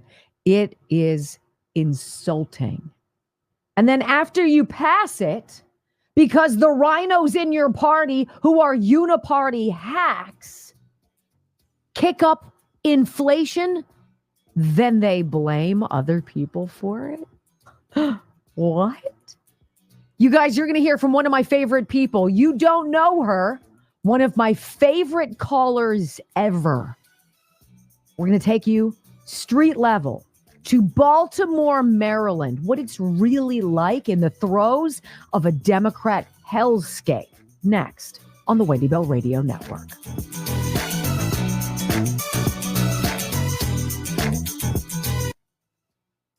You know what? I got to talk to you guys about an experience I've had, and I want to particularly thank a listener on this program named Katie, who brought it to my attention.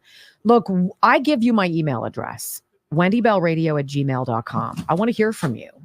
If you try one of my sponsors and it doesn't work for you, or something happens and you have an experience, you should be able to know that what your experience is gets to that owner or the person behind that product. That's exactly what happened with Canolodyne. So Katie let me know that she was getting some highly unusual and being bombarded by emails from Game Day Nutrition, the people behind Canola Dime. And I was able to, because Katie took the time to explain to me the frequency of the emails, what exactly was going on. I was able to forward her email to Clint Winters, the medical scientist behind Canola Dime, which I stand by as the most significant pain reliever I've had in decades. It is called nature's morphine for a reason. It works like an opioid without the danger because it's not a drug. All right. So there was a problem, a glitch, an actual issue with Game Day Nutrition's website, their portal. And in a window of time, if you had purchased Frost, which is what I rub all over my feet every day, and I swear by it, get it, signed up these people and got them in this email chain, all these various emails, and they were being bombarded. Because of Katie, because of your relationship with me, and my relationship with my sponsors, Clint was able to identify the problem, fix the problem, and go back and now reach out to people and be like, look, I'm super, super sorry that you went through that. That's because of you. And it's because we believe we have transparency. Trycono.com/Wendy. I love a business that responds to us and makes a change. And I'll be following up with Katie to ensure that it stops, right? Try Canola Dime, trycono.com/Wendy. It is worthwhile. It changed the way I walk. And when you rub it on, you forget about your pain because your pain goes away. I don't know what else I could say. That's the kind of company I want to do business. That is why our sponsors say they love our people, because of people like Katie. She could have been a jerk. She could have been malignant. If you ever have an issue, something you want to share about one of our sponsors, don't do it on the stream. Don't waste your time. Do it with me. WendyBellRadio@gmail.com, and we'll get to the bottom of it and explain. Thank you very much. All right. Are we even close? Yes. 3.07. You guys are the best. We have an hour and a half to get to 4. Isn't that nice that Katie did that? I really had to go to the bathroom and I didn't do it. Damn it. I think I should drink more now because that'll help. Hi, Barbara. This is Brock from Wendy Bell Radio. How are you? Wow, he sounds so enthusiastic. I'm good, thank you. Ready to talk to Wendy? Do you think we need to work on Which his one? enthusiasm? All right. Barb from Baltimore. I I texted her yesterday. She didn't know I had her phone number, but I snagged it when she had called once. What'd she say? She liked my Chuck Norris. Barbara from Baltimore. I talked to her. Oh, I got to make a banner. I talked to her for about, I don't know, maybe 20 minutes yesterday. And I was like, I just want to hear your perspective. I want to know what it's like in a different Democrat hellscape. So I know that I'm not just, I wonder, does she have Marcus too? Do you think there's a Marcus in her neighborhood? Oh, doesn't everybody? A decomposing deer that should have been picked up, like scraped off the ground about, I don't know, 4 months ago. Drugs, crime, unaffordability. Can't walk your dog at night.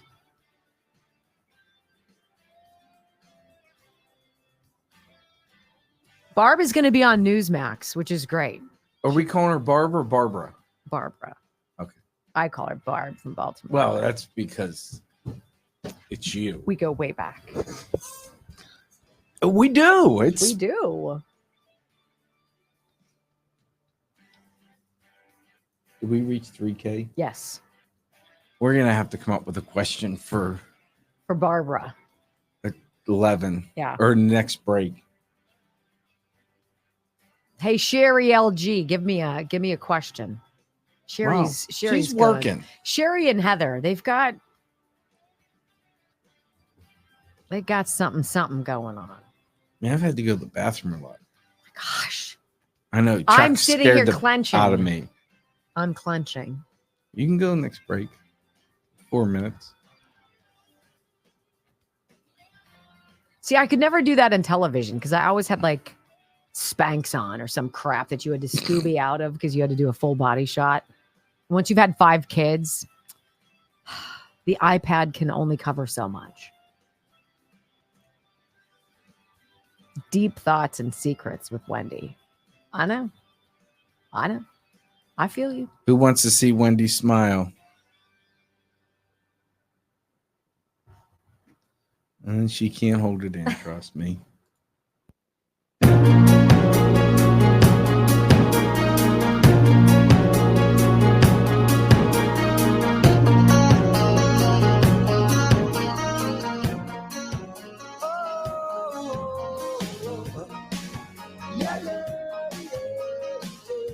Welcome back to the Wendy Bell Radio program, my friends. So those of you who are frequent flyers of this program understand I never take phone calls. I just don't. Except today. In fact, we're making the phone call because one of my favorite callers ever was a woman named Barbara. And Barbara is from Baltimore. And I reached out to her yesterday out of the blue. I know she didn't think I had her phone number, but I did. And I texted her. I'm like, Barbara, I'm ready to talk to you. I want to talk to you about what's going on in your individual Democrat hellscape known as Baltimore. Barbara, I'm so excited to have you back on the program. My dear, welcome. Thank you, Wendy. I am honored that you called me. How are you today? You have a great show. Love it. Thank you. Well, you understand, you and I spoke a little bit yesterday, and I think that it's interesting to go to different places in the country and see what's going on after 3.5 years of Joe Biden and Kamala Harris. How is Baltimore today? What's it like to live there, Barbara? Well, it's hard. As hard as anywhere else as far as prices, and we have a lot of crime here as well. I haven't been personally affected by it, but it affects the whole atmosphere, everything. You're not, you don't feel comfortable going downtown anymore. Baltimore is a beautiful city. It's beautiful. The harbor was one of the reasons that we settled here when my husband got out of the military.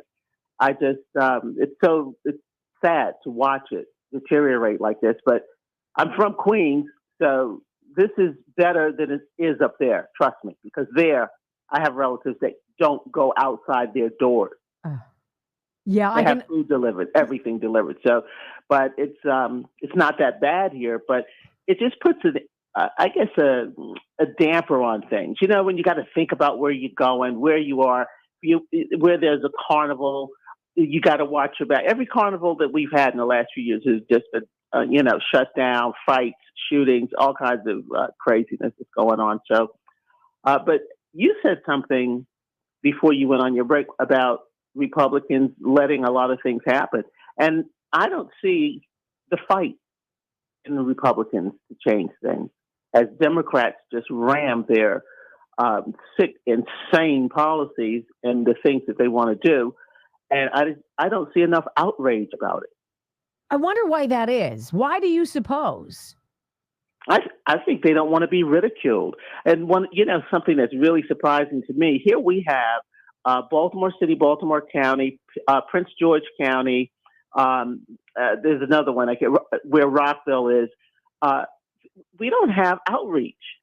Republicans have got to get into the belly of these beasts. I don't understand giving up to Democrats, just saying, oh, this is a blue state, and not fighting for it. We can't even get signs here. I have tried to get signs. Oh my gosh, just the yard signs, because the Trump campaign has free yard signs. We could go in places and just give them out, and people who stop are going to be the ones who want them. People love Donald Trump in this area, especially where the part of the county where I live. This is he is going to win more votes than they think, and if they put up a little bit of a fight, we would probably get a lot more of the other offices, other candidates would win behind the momentum that he has. But I don't even see that, though. I don't know. Maybe I'll hook up with Laura Trump and move to Florida. Boy. I'll put in a good word for you. I will say this, though. What do you think the vibe is among the Black community where you are? Are they ready for Trump? What? Say it again? Ready for Trump. Ready for Donald Trump. I went through the whole getting chastised and criticized and called a white supremacist and a racist and occupy, all of that. But I will not and shall never back down from what I believe are my principles, and they are with the Republican Party or conservatives. And right now, I don't get chastised anymore. I get thumbs up because I wear my Trump gear. I wear it everywhere. My shirt, I have a shirt, one for almost every day of the year, quite frankly. I love his shirts. I love Donald Trump. And I think we need to speak up about it. But I don't know, the reception is just different now. That's why I wanted to put signs in the yard so that if he does come here, he would see waves after waves of yards with his signs, because nobody's got a Biden sign. I haven't seen a Biden sign, not even a Biden bumper sticker. Have you? I haven't seen one. And what's the view on Harris? Oh, gosh, she's dumb as a brick. Oh, she's an embarrassment. And they're just, these polls that they have, they're lying. I saw a poll on X where over 5 million people responded, and it's 73% for Trump and 27% for Harris. That's a real poll. You're talking about over 5 million people that voted in that thing. And I believe that. I just think we have to keep fighting. And most of all, we've got to watch the voter fraud. This is a no ID state. So, I don't know what to suggest. I think if I had a word, I would say everybody should have on, if you're working in the campaign and you're poll watching, have on a Border Patrol hat and a Border Patrol T-shirt. That's all. You're not representing any policy, but I think it'll deter a lot of illegals when they see that. That's actually a very interesting and funny commentary. I love that. I think that's hilarious. Now, wait a minute. You're in Baltimore, Maryland, but you came to Pittsburgh, and you were there the day that a deranged guy tried to kill Donald Trump. What the hell was that like? Unbelievable. Well, for me, I didn't think it. I thought they were firecrackers because I couldn't even fathom somebody coming through the security. But looking back, what security? That's exactly it. What security? Because I volunteered. I was there since Thursday night. So Friday, I spent the day. I was helping set up the tape. It was beautiful. We turned an empty field into a really nice presentation. And that's what I did Friday. And so I got there early Saturday morning. And it was, no one would ever think that you could just walk in like that. No one confronted me coming in, even though it was 9 o'clock. I should have been asked. But it just, I just said, we're out in the country. I didn't think a whole lot of it because it was very early. But it didn't get any better. And what I noticed was DHS on the vest. I've been to other Trump rallies, and it's Secret Service that's on the vest, and the dogs. You have the dogs on the chains. You've got the metal detectors that you're walking through, maybe five in a row for those kind of crowds, maybe 5 or 6 in a row, but orderly walking through that. That didn't happen at that rally. Mm-mm. It was just too loose it was loose. Very loose. What was it like? Where were you in relation to where the president was standing? I was on the first row. I was standing right at the fence to his left, right there. I sent you, I don't know whether you received it, but the number you gave me is a text. I sent you a picture of a friend who stopped the DVR, and I'm standing there with my phone in my hand while they're bringing him down the steps. And I'm telling you, it was a surreal moment. I think I kind of decompressed from it afterwards more than there while I was there, because I was thinking he's going to come back out and give these people the F finger and tell them he missed. I don't know. There was just something in me that thought if he didn't come out, they didn't let him come out, because I just felt like he wanted to, especially the way he went out with that hand up fighting. And I don't know. It was a surreal thing to watch it. So such courage that man has, but it ended up being like, oh my gosh, this is real. And then when it sinks in, that just a few more inches, an inch, a centimeter, and I would have witnessed his head being blown off. You know what I'm saying? That is hard. And every time he is in, I was glad to see that bulletproof thing last night, yesterday. I was glad to see it when I saw that, because I think about that now. I don't trust Democrats anymore. They're desperate. Right now, they're desperate. And they have nothing to run on. all these lies, and everybody's lying. Even Van Jones, what a fake he is. I'm glad you talked about him today. What a fake phony. Yucky. You know what? You know what's something that strikes me too, and this hits me all the time. I talk about it commonly on my Newsmax show, that we are, thanks to Democrats, thanks to the teachers' unions and this nonsense, we're raising a generation of illiterate children. Barbara, in Baltimore, you had like 0 students out of 2,000 who could read at grade level. Like, we have serious issues in this country, and the LGBTQ community isn't one of them. You know what I mean? Like, yes, it absolutely is. But we do have a problem here. We've had kids that test. They are illiterate.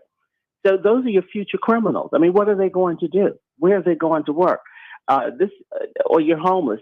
It's a whole generation of people, but there's still time to start with training programs instead of all these neighborhood catch programs for criminals. I don't understand why they don't have more vocational training for welders, for carpenters, give me for a skill, plumbers, for electricians. What in the world's wrong? All that money they waste on BS when they could be training these kids to take care of themselves. So why do they keep voting in these communities that suffer the most? The same people doing same thing. Why? And I really thought Brandon Scott was going to lose. I really did. Even though Sheila Dixon had her problems with the gift cards, she would have been strong on crime. She would have been better for the city than Brandon Scott, because he has no idea what he's doing. He's building bike ramps all over the place. We don't need bikes. He's shortening streets. Just waste of money. Oh my gosh. I'm sorry. Are you talking about Pittsburgh that has more speed humps, bike lanes, and roundabouts than any other place on planet Earth? Why? Really? They did that to Pittsburgh? Well, I'm telling you here, they've caused problems. They put so many bike ramps up that they put the fire trucks and EMS have trouble getting down the street. Wait till you get the snow plows out. Wait till you get the smoke. That's going to be fantastic. I want to use my last minute with you, Barbara. The reason why I wanted you come on, you're a mom, you're a grandma. You walked away from the Democratic Party 20 odd years ago. What is your message to folks at home who are nervous about what's coming down the road? What do you want to say? Well, I can only tell you what I really believe, and that is that Donald Trump is the only candidate, the only choice we have. And everyone who can hear me, who can vote for the Republicans. We've got to do it, except for Larry Hogan here in Maryland. We don't need him. He'll be worse than Mitt Romney. And I am going to say that on national radio, worse than Mitt Romney and John McCain put together. He would be worse. No. Yeah, so we don't want him. But we have to, it's time to think about self-preservation. Yes. That's how bad this has gotten with these Democrats. And when I see how they have put their combined forces with the news media, and they're actually pumping lies to people.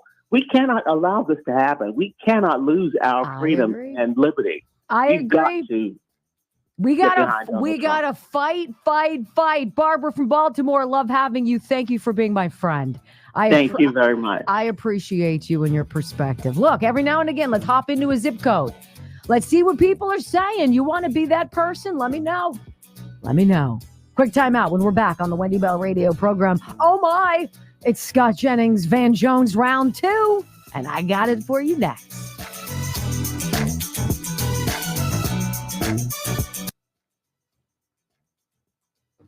She's right, though. I think the most important thing she said is, like, you feel if you walk into these neighborhoods, you're going to be laughed away. You're going to be ridiculed. There's no way you can win against this blue machine until you show up and you start knocking on doors and you start giving out signs and you start talking to people. Like, we have to be brazen and unabashed in this. I usually don't like answering the door when it's people knocking on it, but it's almost always a Democrat too. And I'd be like, I like Trump. Do you want to keep talking? Sometimes they do. All right, let me tell you about Field of Greens. Look, one of those things when you realize your life is a little out of control and your schedule is going nuts. how on earth are you going to get a full days of vitamins and minerals from fruits and vegetables? And we're supposed to have like 7 of them, like, right? That's hard to do. And that is why the specific whole organic fruits and vegetables that have been selected to be in Field of Greens, nothing is happenstance. It's not just a shot in the dark. It's all based on science. It's based on the medicinal value of certain foods. Like, think about every red fruit and every green vegetable. And then you're going to throw in turmeric, green tea, licorice, and ginger for the anti-inflammation and the medicinal qualities of those ingredients. And you put them in a powder and you shake it up and you drink it down, and you start to see things like outside of your body, your skin, your hair, your nails, that change, and they change demonstrably in 2 weeks. And then you can imagine what on earth is going on inside of my body. fieldofgreens.com/Wendy. Use my name at checkout. We're going to give you 15% off your first order, free shipping, rush shipping. fieldofgreens.com/Wendy. My favorite is lemon lime. I think you like wild berry, and I know there's lemonade that sounds fantastic, but this stuff lasts, which is wonderful. fieldofgreens.com/Wendy. I almost did it. So I love. Well, you don't have to almost. It didn't last long.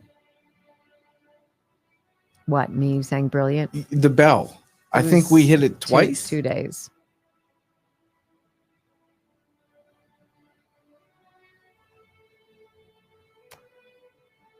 All right. 3.27 rumbles. That's not bad. 3.27. No, we should at least be at 3.5, especially since I'm doing the pee-pee dance. People were asking, have you peed yet? No. And I keep drinking it because I got to tell you, the elixirs that we share with you are delicious. And this one is. I really enjoyed Chuck's. And I'm not saying that so he doesn't come with my ass. ChuckDefense.com/Wendy. ChuckDefense.com. It's really good. It is that one thing, he says. You got do probiotics in it, which is nice. You do have to watch the video. But Brock and I had fun watching the video. It's nice to watch the video with a friend, because then you can just be like, I love Chuck Norris. You know who I also really love, and you guys will laugh. You'll never Steven guess. Seagal. Yes. I have a splitting headache now. I know. He's horrible. What a terrible actor. I love him. No, it's like Jean-Claude Van Damme. He just goes and whoops everybody's butt. Watch Lionheart. He's MacGyver, but a chef, right? Watch Casey. Jason Statham. He whoops everybody's butt. What's his last name in the? I don't know what you're talking about. People out there who know him do. Casey, his character's name in all of those movies.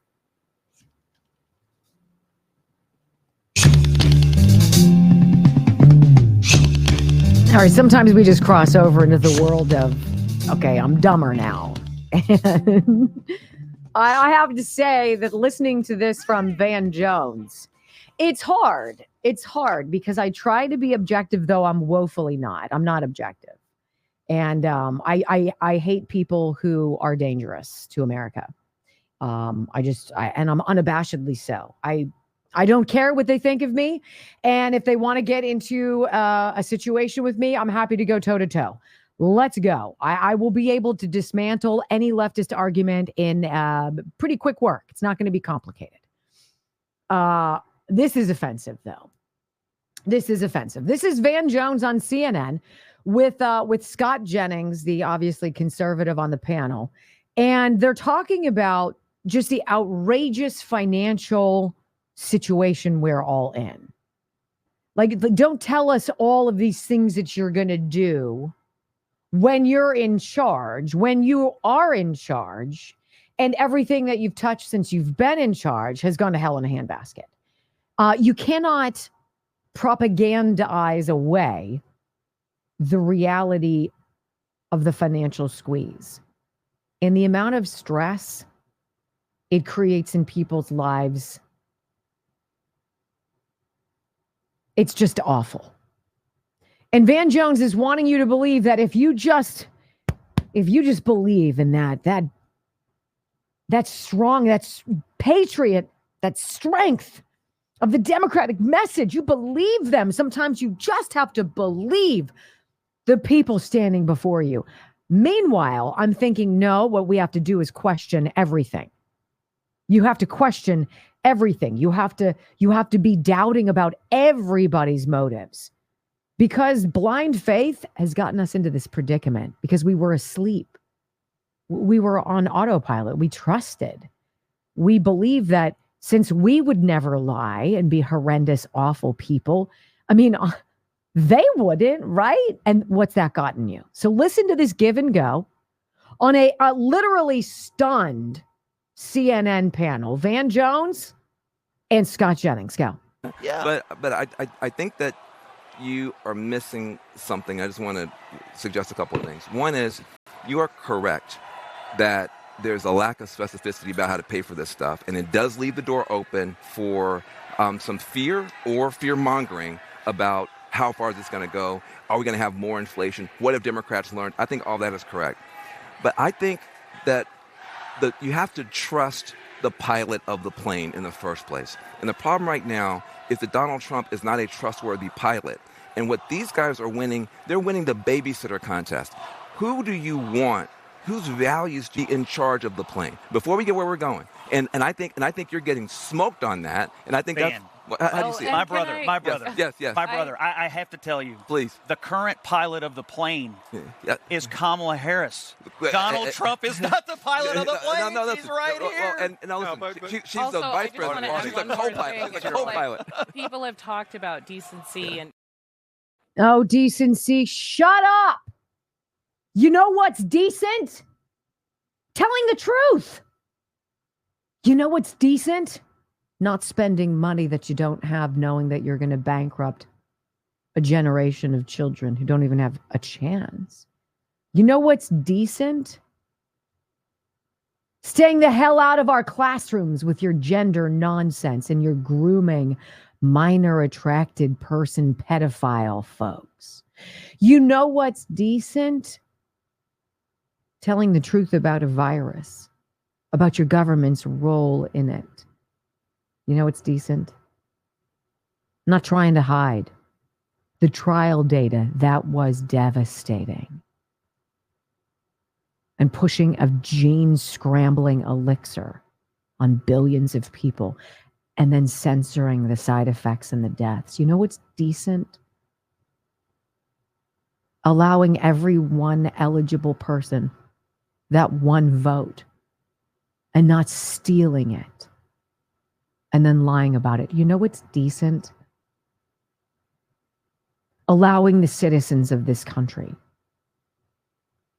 to go before their elected leaders, those leaders who work for us, and demand they slam on the brakes before bringing in an illegitimate president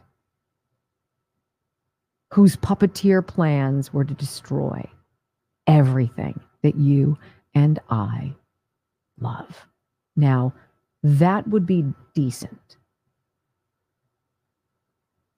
But decent and the Democratic Party don't go hand in hand. And I have more proof of that coming up. In fact, coming up, hour number 3 of the Wendy Bell radio program. Did you guys hear what Judy Woodruff of PBS said about Donald Trump, Israel, and a ceasefire? We've got the ingredients, the Venn diagram for Kamala of a wrap-up smear that should blow your ears off. Next on the Wendy Bell Radio Network.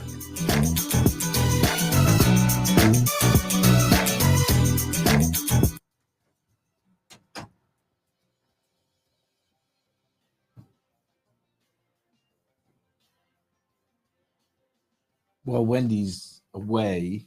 Let me tell you about Body by A. I'm going to meet Chris today, who we told you about earlier, who lost a ton of weight. He's up to 51 pounds, which is fantastic. 412-227-9255. 412-227-9255. A lot of specials going on this month. 40% off semi-glutides if you want to take that route. $40 off of blood work. Blood work's worth every single penny.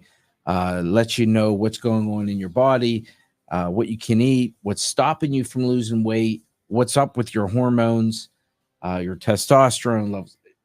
Back and front pages, 5 pages of what's wrong with you, which is eye-opening. I found out I was pre-diabetic.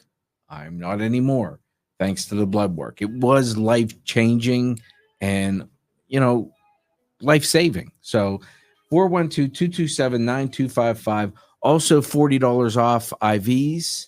I've had people around me saying, I feel like I'm getting sick because of the weather changes here. So I'm getting the immunity one today just to protect myself. Also, they do food allergy testing and gut testing, which is a stool sample. Get either one of those. It's $100 off. Get them both. You get the blood work for free. So plenty of options out there. You can do the Jumpstart program, which I got back on and it helped me lose another 10 pounds. It's targeted just for you. It's not the whole. It's almost like an a la carte. You just pick what you need and go from there. Bodybuilding360.com, 412-227-9255, 412-227-9255.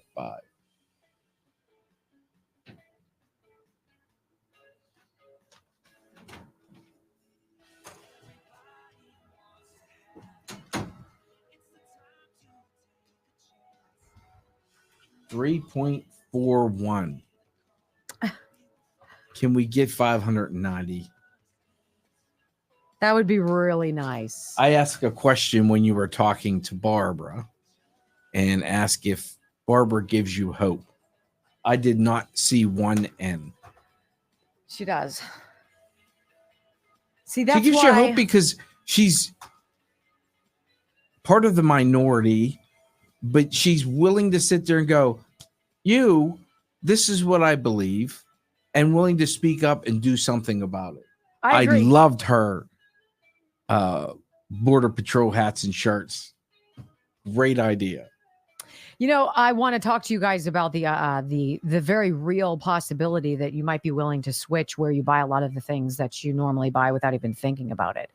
I've gotten to a place in my life where personally I have to take small steps and big steps to live true to my values. And that means that I don't shop at certain stores anymore. I certainly don't buy certain brands anymore.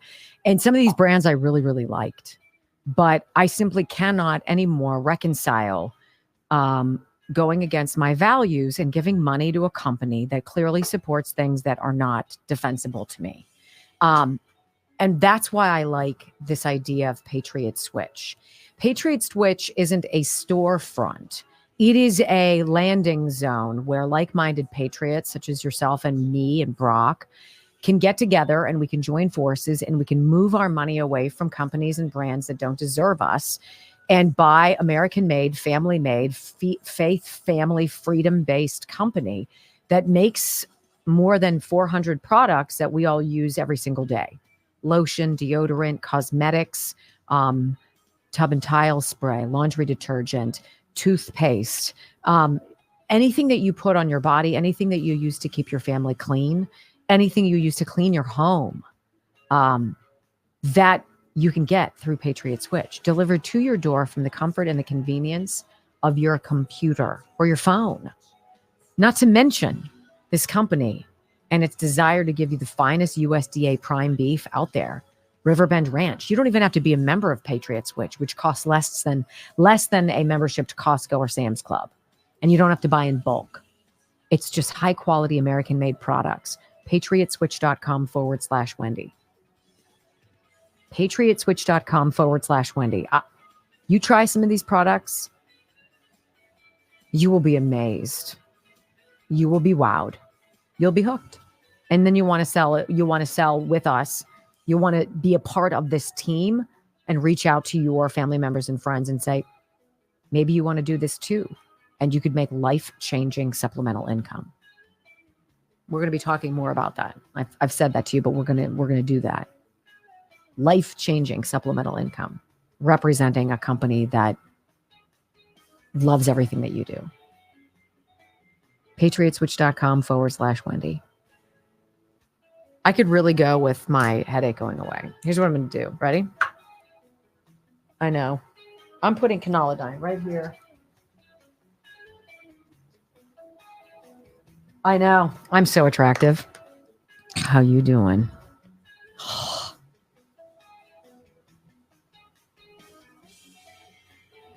That's so nice. And I guarantee you, by the time I get back out of this first segment, the tenderness I feel in my head from stress right now, it'll be gone. I'll keep you posted. So what's our number right now, Brock, in terms of engagement? Rumbles are 3.46. Comments are over 6,000. Can we get 40 people? Can we get 40 people just to jump in here and push us over the edge on that little thumbs up button underneath my video box here? Oh. I love Barbara. She does give me hope. She has a lot of reason to be bitter, like we all do. And she chooses to stay focused. Just always been my favorite. Favorite caller. But Anthony was a close second. Yeah. Wasn't that his 4, 3, 2, 1. Wendy Bell, America's anchor mom, fighting for America 1 hour at a time. Welcome to the family.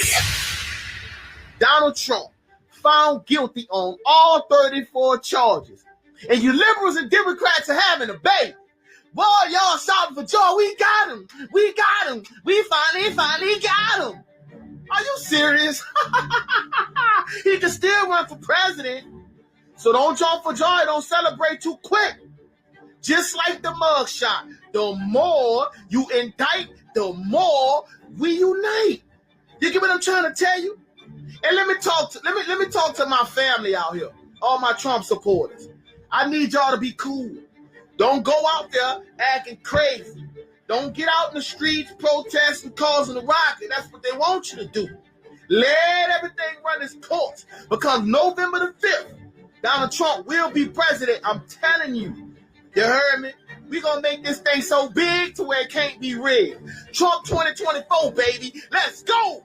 3 hours of bold truth and excellence. You've just signed up for the WBR Army. Strap in. This is the Wendy Bell radio program.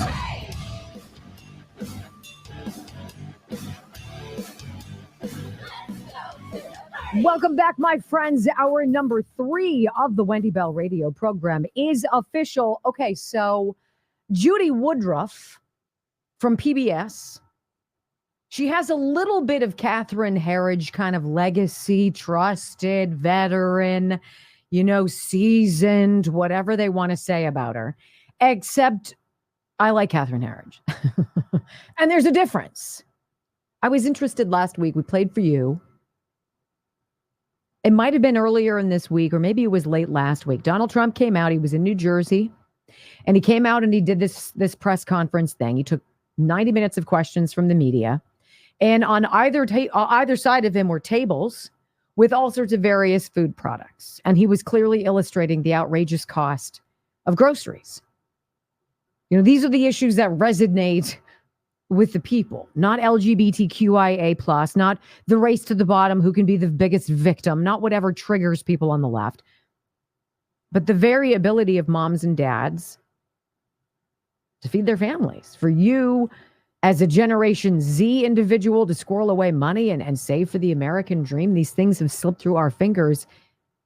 It's done. In 2020, the average annual income of a new home buyer, we're talking about young people, was $59,000.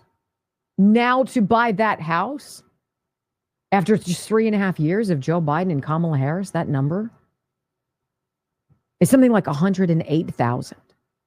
That's what you need to make just to like scrape by and squeak yourself in that door. So we were interested. There was a question at this particular press conference speaking about the economy and food prices and inflation, where somebody asked Donald Trump about the last time he had spoken with Benjamin Netanyahu. And we were like, that's an odd question for this venue. Now it makes sense because last night, or maybe it was the night prior, Judy Woodruff, longtime veteran news anchor on PBS, said something that was very curious with her own individual panel of hosts, of guests. And she said something about Donald Trump allegedly discouraging Benjamin Netanyahu from agreeing to a ceasefire with Hamas. Now, if you know anything about Donald Trump, he is not a war hawk. The number one thing he has said about that war and about the war with Ukraine and Russia, it needs to be finished. The dying needs to stop. And so Trump answered this reporter's question in New Jersey and said, well, I spoke with him a couple weeks ago. We had him at Mar-a-Lago. It was a nice visit. He knows what he's doing. That is what Donald Trump said about Benjamin Netanyahu. Well, we were curious when Judy Woodruff, as a member of the media, woman is 77, she's no spring chicken, and she's not a green reporter by any stretch, said this to the panel on live national television. Delicate tightrope to walk here, It right? It is. I would venture to say, without hearing this directly from anybody, that one thing that the Harris campaign would love is if President Biden would bring home a ceasefire in the Middle East right now between Gaza and Israel. And we know that Secretary of State Blinken is over there right now working with Netanyahu. The reporting is that former President Trump is on the phone with the Prime Minister of Israel, urging him not to cut a deal right now because it's believed that would help the Harris campaign. So I don't know where that, I don't know, who knows whether that will come about or not. But I have to think that the Harris campaign would like for President Biden to do what presidents do, which is work on that one. And maybe there's some other domestic issues that, they'd like to see come home. Judy, did you just get majorly wrap-up smeared? Did somebody out there on the Democrat side of things come to you and say that Donald Trump was talking with Benjamin Netanyahu and encouraging him not to agree to a ceasefire? Because that's what you just said on national TV. And because of that, now you have this, a letter addressed, dated August 20th, so 2 days ago, to the Honorable Merrick Garland and the Honorable Anthony Blinken, sent by this American muckrakers PAC, which alleges they get involved in accountability and all this other stuff. And they sent this letter to him saying, Dear Attorney General Garland and Secretary of State Blinken, American Muckrakers is a national watchdog organization focused on holding politicians accountable. Give me a break. Today, we became aware that former President Donald John Trump is allegedly violating the Logan Act by negotiating and or interfering with the Prime Minister of Israel, Benjamin Netanyahu, regarding relations between the United States, Israel, and other parties. Attached is a copy of the story as reported by Reuters on August 16th, 2024. In addition, a link to the renowned reporter Judy Woodruff reporting the same information is here. Wait, you're going to go out there and you're going to try to get the two members of the highest order of Joe Biden's cabinet, and you're going to try to get them to do some more ridiculous lawfare into something that Judy Woodruff, without evidence, dropped on the American people, and then other news outlets start picking it up. Do you guys remember what that's called? I do. I believe that's the wrap-up smear. And I do believe that you guys have heard many, many times on this program, a gleeful And obviously sober at the time, maybe not, Nancy Pelosi gleefully telling everybody in the media about how they are played when members of Congress and people like herself lie and get it covered by the news. Listen. We call it the wrap-up smear. If you want to talk politics, you call it the wrap-up smear. You smear somebody with falsehoods and all the rest, and then you merchandise it. And then you write it, and they'll say, see, it's reported in the press that this, and this. So they have that validation that the press reported the smear, and then it's called the wrap-up smear. Now I'm going to merchandise the press's report on the smear that we made. And it's a tactic. It's a tactic. Kind of matter of fact. It's a tactic. We lie. We put crap out there. We try to get the press. You guys, you morons sitting in front of us. We dabble it in front of you. And because you long ago stopped being objective and, I don't know, enterprising your own curiosity, we provide you the stories that we wish for you to cover. And therein you become our propagandist lapdogs. Thank you so very much. It's a tactic. That's a dangerous tactic. This is how they've made their bread and butter hatred against Donald Trump. But it's curious, none of these tactics have stuck. Now, in this world of fact-checking, if there is one benefit, one advantage to the world of crazy that we all live in, is that the speed with which people like Judy Woodruff, who say things that are not fact-based, she doesn't have sourcing, somebody has told her, or she's read it in a source that you and I would never believe. Who freaking believes Reuters? Right? There is a swift blowback of this sort of a thing. And all of the folks came out of the woodwork. The Trump campaign punched back and said factually incorrect. Benjamin freaking Netanyahu, who's navigating a war, took the time to be like, that absolutely never happened. Never happened. Now, Judy is going to have a moment of reckoning. She can either go down in history like Joe Biden with the asterisk next to her name that says disgraced, or she can come out, save face, kind of slither out, hope nobody's really paying attention and say, yeah, about that thing I said, it was sort of not really true. And that's the next phase of the story. The damage is done, though, because the apology, the fact check, the truth, the writing of the record, like the 181 or 818, I should say, 1,000 jobs that they admit they lied about. Oopsies. That admission doesn't deflate the months of stories and public service announcements they put out lying about it. Judy comes forward. Oopsies, I'm sorry. That wasn't totally true. I've got that part of the story for you, and it's even better. Next on the Wendy Bell Radio Network.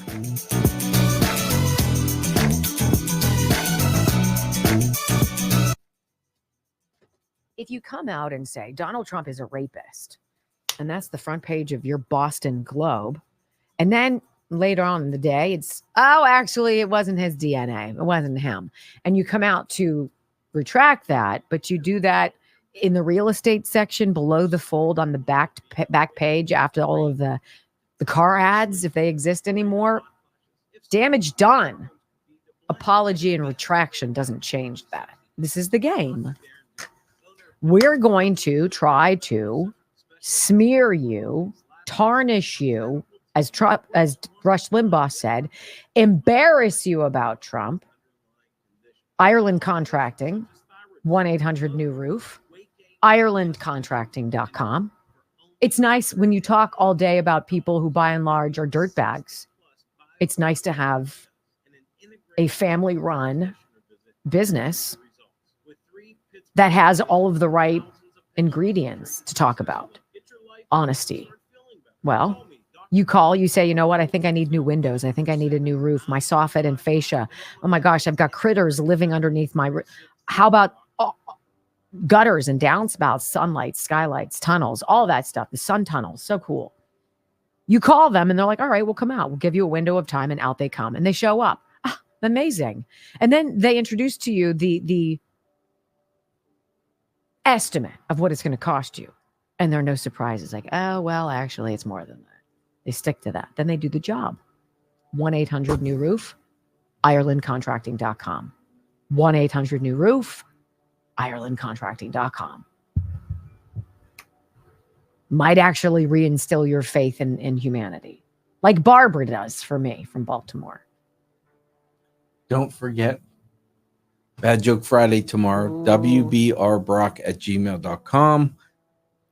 And we are taking all, if you put the Chuck Norris comments in the comment section, I'm not going to be able to get to them. So if you can just email me any of your Chuck Norris lines, we'll take them.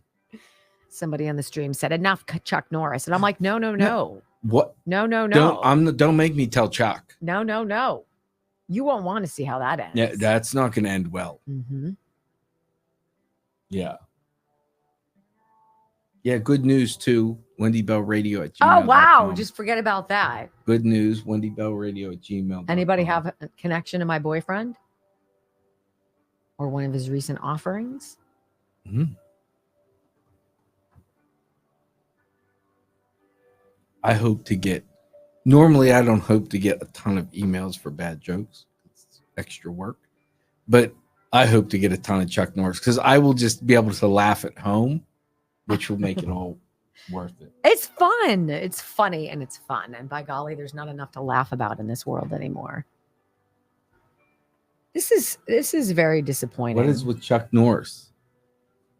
Huh? I started drinking his Roundhouse. Is it attacking your kick. stomach? No, I feel great. I have a headache. Like I said, if someone comes up to me and just gives me a little, like if I think it's the wrong look today, I'm probably going to body slam them. Or do what Hulk Hogan did at the RNC and just rip your shirt off. No one wants to see that. No. Oh, my heavens. Oh, Judy. Marsha. Russia. We are 400 away. Come on, people. Don't make us call Chuck. Oh, my heavens. Yeah, Do you don't cross monitor me. If you Newsmax see me anymore? today, don't cross me. Do you monitor Newsmax anymore or no? Yes. Is it on? Yes. Really? Do I look fabulous? Back to the show. Aw.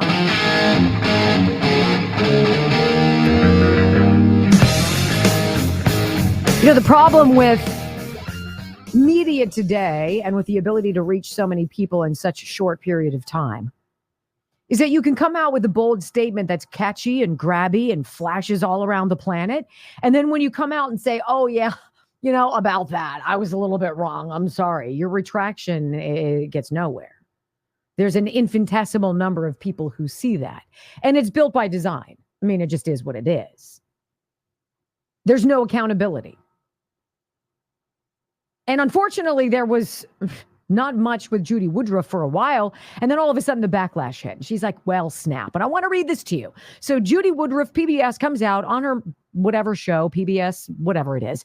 And she's got her panel of guests and they're over at the Democratic National Convention. And she drops this whopper that she understands, like the base that Joe Biden, Kamala Harris's base, they really want the ceasefire. They're getting eaten alive outside the DNC with the pro-Palestinian protesters. You know, those people who are all about beheading children and raping and killing women. Go for it. That's fantastic. What a great bunch of people. They want to placate this loud and malignant bunch. And so if you could come home and you could deliver a ceasefire as Kamala, quote unquote, Kamala Harris could, or Joe Biden could, that might appease some of these malignant forces and create less strife outside when we're trying to kumbaya about joy and goodness. So Judy Woodruff says she understands that Donald Trump doesn't want a ceasefire. And he's in fact counseled Benjamin Netanyahu, the prime minister of Israel. Don't agree to a ceasefire with Hamas. We need this to keep going because it damages the Democrats. That's a disgusting commentary. And after that went out across the airwaves and across the Twittosphere, this came out next. Washington Times headline, PBS's Judy Woodruff apologizes for an on-air remark about Trump and peace talks in Israel. That's unacceptable. That's unacceptable. At least when I tell you that Barack Obama sucks, I provide you demonstrable factual evidence. I'm not submitting it to you. I'm not opining. This isn't my philosophy. It's facts. She had none of that. That's unacceptable. PBS needs to be defunded. What are we giving PBS money for anyway? To be yet another mouthpiece of NPR? To be another one of these leftist organizations whose militant progressivism is absolutely suffocating our airwaves? Here's your story quickly. Veteran PBS correspondent Judy Woodruff apologized Wednesday for comments she'd made on the air regarding former President Donald Trump and negotiations for a ceasefire in Gaza between Israel and Hamas. Woodruff, during PBS's Democratic National Convention coverage Monday, repeated a story she had read in Axios and Reuters. Problem number one, that Trump had allegedly been encouraging Israeli Prime Minister Benjamin Netanyahu to put off peace talks until after the U.S. election in the belief that a deal could help Democrat Kamala Harris's campaign. But Woodruff said in a post on X Wednesday that she had not seen later reporting that the story had been denied by the Trump campaign. I'm going to go with, and I know this is sensitive for me because I'm a former TV news anchor and reporter for, 30 years. Aren't you supposed to fact check stuff first? Judy? I mean, reporting 101. I was very green back in 1988 as a freshman at the University of Colorado in Boulder. 4 years later in 1992, when I got my master's degree and started my coursework at the University of Missouri in Columbia, let's go Mizzou, I had a little bit of knowledge. You don't go out and suppose. You fact check. What does the Trump campaign say about this supposition by Axios and Reuters? They would have told you right away, Judy. It's a lie. But then again, she got a lot more oxygen, a lot more time with that. Trump wants people to die, people to be slaughtered. Longer, if it'll hurt Kamala. So while I certainly appreciate what she says here, oopsies, I shouldn't have done that. It was a mistake and I apologize for it, she said. Honestly, I'm going to read this to you one more time. Woodruff said in a post on X Wednesday, I'm going to pull it up. She got it wrong. I'm sorry. I should have actually done more sourcing. I should have checked. I was wrong. I just got a pop-up ad. I want to strangle everybody who's a part of pop-up ads. I should have checked it. You know what? This is one of many layers of the onion that is so distasteful to me. And this is why I understand why people like to live with their head in the sand. Because once you suspect, once you fact check, once you find out somebody's lied to you, once you realize how pervasive it is, you trust no one anymore. It's like Barbara from Baltimore in the last half hour. You can't believe or trust anyone. You can't go to a carnival. You can't walk your dog at night in Baltimore without carrying because you are not safe. You're not safe from any of this either. When we come back, I want to play for you an audio soundbite from last night about all you men out there, you toxic men, toxic masculinity. It's so, let's have some fun, shall we? I'm gonna effort to do that. Do not go anywhere. We'll do it together next on the Wendy Bell Radio Network.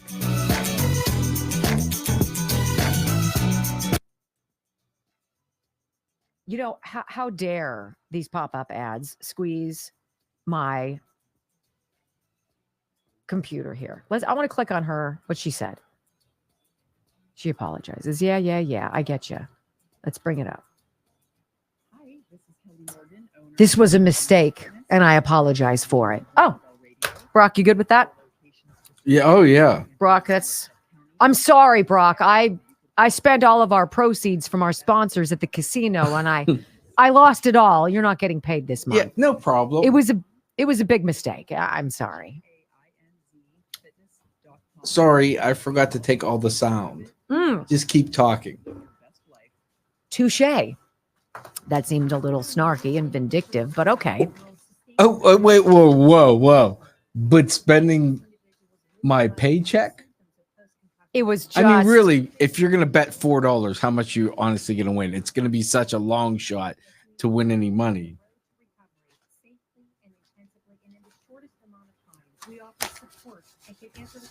I've never been to the casino. No? Mm-mm. They used to have on Sundays, all you could eat crab legs. Ooh. I could do damage. You know, you think you can? Isn't that what did in Red Lobster? Yeah, they don't do it anymore. They did all the you can eat shrimp, and people were like, hell yeah. I could eat me some shrimp. I can eat shrimp all day long. Tonight, I'm making crab cakes. Brock, do you want to come over for dinner? No. Okay. See, he was invited. But you could bring leftovers. No. That was a pity invite. No, it's not a pity invite. No. Well, what else are you having? Oh, lamb chops. Really? Yes. Now you're piquing my interest. What time is dinner? Mm-mm. What time's dinner? I'm not talking to you. So the invite was not really an invite. You know, you look into it the way you have to look into it. Well, you I'm not said gonna lamb sit here chops and when I'm tell like, you- oh. I'm not going to tell you. I'm kind of interested now. You just pulled back that invite.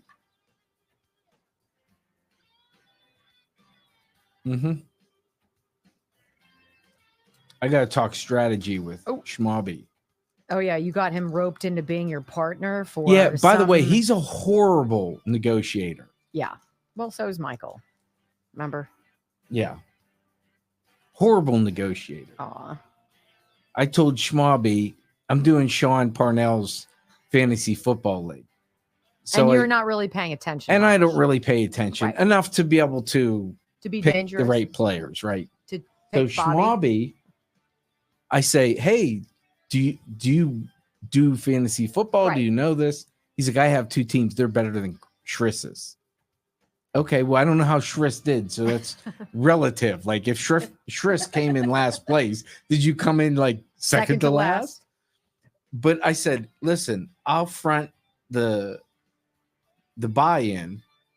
If you help me out, I'll give you half.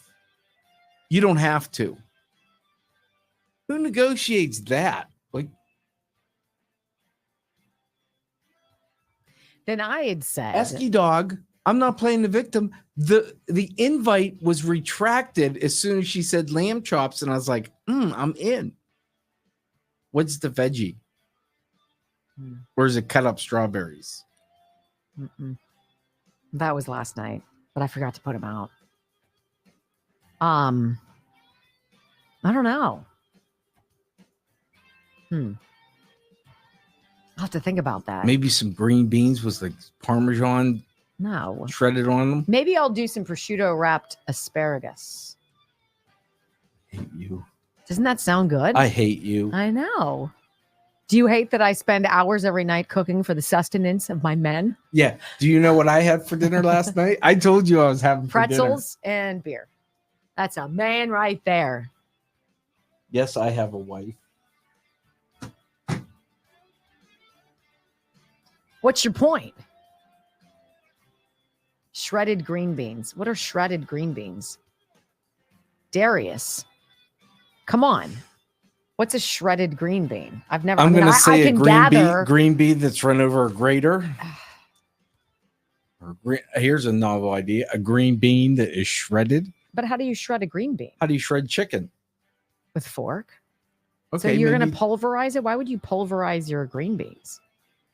Darius, I demand a recipe stat. And you can put it here on the screen so all of us can see I it. want to. I can't believe there better be leftovers then. That's all I'm saying. French green beans. I like French. That would be Is close that to what he shredded. means? Is that what he's saying? No, that's what JRB is saying. Huh. I need to know from my boyfriend. See, it just started flashing again, Brock. Hit the one up in the app. Yeah, Click the one. it is. Okay. See, when I get passionate and I love on you people, Oh boy. sometimes the computer just Wait, now I'm hungry. skips a beat. I have that effect I'll just go to bed hungry on like man and machine. most kids in America because of the Biden administration.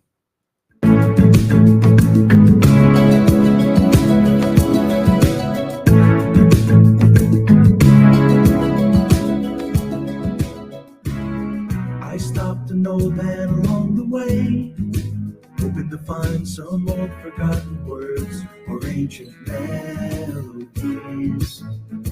He turned to me as if to say, hurry boy, it's waiting there for you.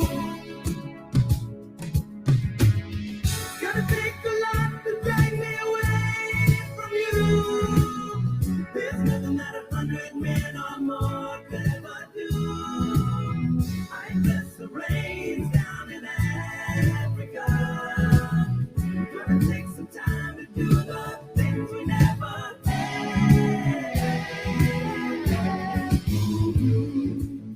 You know, it's probably an odd thing to say coming out of a commercial break, but I love men. And I'm not ashamed to say I love men.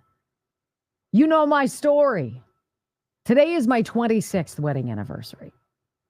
I have five beautiful, handsome sons. I love my father profoundly. My father-in-law, holy cow. With every fiber of my soul, I love that man. Brock, I'll even say I love Brock. Men are under assault in this country, and it really, really is distasteful. And it makes me angry. Because the people in our midst who traditionally and still to this day, we all rely on them, these are the protectors. Yes, moms are protectors of children, but dads are protectors of moms. There's a protection hierarchy. And it seems like there is nothing the left won't do. No depth too low that they will not stoop to achieve. To somehow make fun of, demonize, vilify, ridicule men, masculine men. Is there anything more appealing to me than a man who knows who he is and is unwavering in that? And it usually means he's carrying a firearm because he knows what kind of world we live in. And a man who carries a firearm, who knows how to use it, who keeps his eyes open, that's very appealing. There's been a carving out of dads in our society, a very dangerous new normal in far too many communities. And men have been wussified, have been relegated to roles of soy boys, middle of the road, kind of effeminate, namby-pamby zeros. That's not attractive. And we reject that. I want you to hear something. The reason why this has me speaking right now is Brock and I both, for different reasons, but both this audio soundbite from CNN delivered by Dana Bash, one of their stars, I guess you would say, is so deeply concerning to me, and it makes me angry. It just does. And I want you to hear it, and I want to have a conversation about it afterwards, all right? Here she is at the Democratic National Convention, and she's defending the weakling Democrat men out there, comparing them to the Hulk Hogan manly men who showed up at the RNC. It's such an odd thing to say. Listen.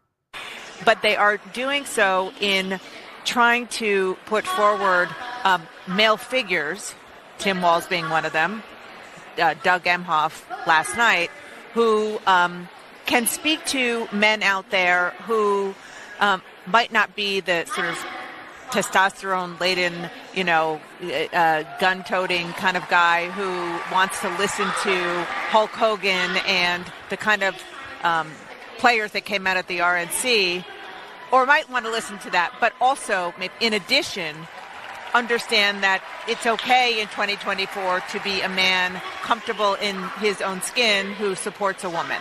And that's something that they really are trying to work on with male voters beyond the base. Abby, we were talking about this earlier, the different definitions of masculinity in 2024, Right. And what we saw at the Trump convention, which was, as you know, somebody, I forget exactly who said it, testosterone with Kid Rock and the Ultimate Fighting Champion guy. Yeah, that guy. And Hulk Hogan. Dana White. And all. Remember, Hulk Hogan actually ripped off his shirt, and he had another shirt underneath, which I think is not exactly what the rip off the shirt thing is supposed to be. But in any case, I digress. When you do it, it's not like that. I mean, just on the Hulk Hogan of it all. I mean, look. Who, by the I way, will said talk something about- racist yeah, the other night. I was just going to say, I mean, just recently, he drunkenly asked a crowd whether they wanted him to body slam Kamala Harris. So when we talk about the kind of testosterone that they put on display at the RNC, that's what it was. There is a contrast that is going to be on display tonight here. I mean, there are going to be people associated with Planned Parenthood, the Human Rights Campaign, the LGBTQ plus organization. They are going to be putting those people on the stage to talk about a different version of America. But for Democrats, it's always this balancing act between feeding the need for their base to hear these messages of affirmation about a sort of rainbow coalition, if you will, of their party. But they do also have to talk to the people who maybe they're not comfortable with the Hulk Hogans, but they do want the party to speak to them. Yeah, this is why I laugh at these people. They twist themselves in knots. How disgusting was that? You think Doug Emhoff? Do you think Pete Buttigieg, Anderson Cooper, Jake Tapper, are these your ideas of masculine people on the left? No. They couldn't be less appealing or less masculine. And the only reason Jake Tapper is offended by Hulk Hogan ripping off his shirt. Hey, Jake, he ripped off his shirt to show that he was wearing a MAGA shirt. Yeah, dope. I want to tell you something that happened to me yesterday. This idea of men connecting with women, it only seems to happen on the left. Only our kind of man can really tap into the woman and not be threatened by that and to be there for that. You know what? I went to the P.O. box yesterday, my P.O. box, business P.O. box. And I had 2 packages. Both were from men. Now, for a man who is older than I am, and one of them most assuredly is, he's in his 70s. To pay attention to me on this program, to watch either on Newsmax, where we're live every day, or on our live video stream on our app, to know that I wear earrings that are an American flag, and that I fly them upside down in my ears because I believe we are a nation in distress. For that man to go out to a store and buy me earrings that are flagged crosses because he thinks that they would look cute on me. Do you know what that means to me? And to send me a note explaining why he thought I would like them. A man went out to buy me earrings and then looked up my P.O. box address and sent them to me with a note saying, thank you for all you do. That is a man connecting. You know what else I got? I got the same earrings that I'm wearing right now from the same man. His name is Jeff. He knows I wear them every day. He gave them to me. Another man who watches this program wanted to make sure in the event that I lost one, I would have a standby set ready to go. Ladies and gentlemen, we don't need Democrats to tell us how to be men and women. We don't need Democrats to tell us what is appealing, what feels comfortable, whom we believe. We don't need Democrats to pound us over the head with an idea of what makes a woman and what makes a man. You know what? You do you, and I'll do me, and we will meet in the middle. And that these men thought enough about me to go do that to me leaves me speechless. I love how the party that can't define a woman can now define a man. And what he should and shouldn't be. Isn't that rich? It's almost as rich as Chris Cuomo, who now bounces from CNN over to News Nation. And he's on the floor at the DNC and he's going to talk to you. He's going to pretend as though he knows he's on your side. This is all about money here. It's all about people with money, Chris Cuomo says. It's so funny. He vacillates as much as Kamala Harris. Listen and tell me if you believe this man. A big theme here at the DNC is that they're going to go after corporate gouging. And they're going to go after corporations, whether it's in taxes, largesse, loopholes.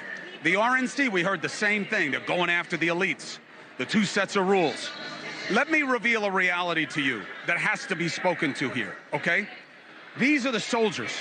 These are the men and the women that go back to their constituencies and their communities, and they fight. They take time from their jobs. They take time from their families. Republicans and Democrats alike, that's what they do. They need to charge these people up. They need to be able to get them on board. But there's another reality that is literally looking down on them. Greg, look at the ring of sweets, okay? This is not unique to Democrats. There is a game of money. When people talk about uniparty, we are strangled by the money reality in our politics. Those suites start at 500 grand. You think there's like a teacher group up in there? You think it's like the Cub Scouts of Columbia County, South Carolina, that's up in those boxes? Some of them are lobbies and good things. The media boxes, you think they're free? Why do you think I'm on the floor? News Nation is not a broke company. Nexstar is a massive organization. We are corporate media. We don't have one of those boxes because that's the game. You pay to play. Those boxes are filled with the same people that they say they're going to regulate. They are literally looking down on the faithful. So, Chris, why do you keep voting for them? Why are you in bed with them? Right? Why did you lie and help your brother's campaign and work with him? Why did you do all of that? Now, all of a sudden, it's pay to play because that's breaking news. Come on. All people want is real. You know why these men sent me these earrings? Because they love me and they want to date me? No. Because I tell the truth and they appreciate that. And so as a sign of that, they make me happy. It's not complicated, friends. Dana, Jake, Chris, bless your hearts. Quick time out. When we're back on the Wendy Bell radio program, it is the audio of the day. You cannot miss it. The best new ad. Fantastic. Next. Look at this cute little earring. It's perfect. It's the exact same size. It's a cross flag. I love that. I love that. Bill, thank you. I want to read you what Bill sent me. He goes, "Dear Wendy, I believe it was on your August 13th or 14th show. You mentioned something about your flag earrings. Besides wearing them upside down, country in distress, it was something about you wanting to get another pair similar to those. Well, I found something that expresses two sides of your personality." This is a man writing me this, 71 years old, 72. How sweet. "Your pride in America and your faith. I hope you like these. They're a gift from a grateful listener. I'm glad to have someone like yourself out there fighting against the insanity that is the Democrat Party." Is that the sweetest? He usually listens on Rumble. W.A. Waholmes is his username. All right. So there's that. And then there's Jeff, my original flag earring giving boyfriend. And he writes this. You were missed while you were away. Since you seem to like the earrings, I'm sending you a spare pair in case you lose one. Not quite as stunning as your new crown, but they are cute and look great on you. From Jeff. Let me give You guys don't understand how meaningful that is to me. Dana Bash a little insight. How? Real men, I'm going to put myself in that category. Real men love strong women. Simple as that. We don't like beta men because we don't like beta women either. I'd rather a woman just say, screw you. That's not how it's going. Oh, okay. How you doing? This coming up is why you need to join the locals page. Yeah. That's why you need all the links. You could use our rundown and do your own show. Yeah. See, we do all the research and all the story prep for you. Show prep for you. I love that, Jeff. And Men do Bill. love women who cook for them too. Do you remember were you on the phone with me when I opened them up? No, but you told me about it. Yeah.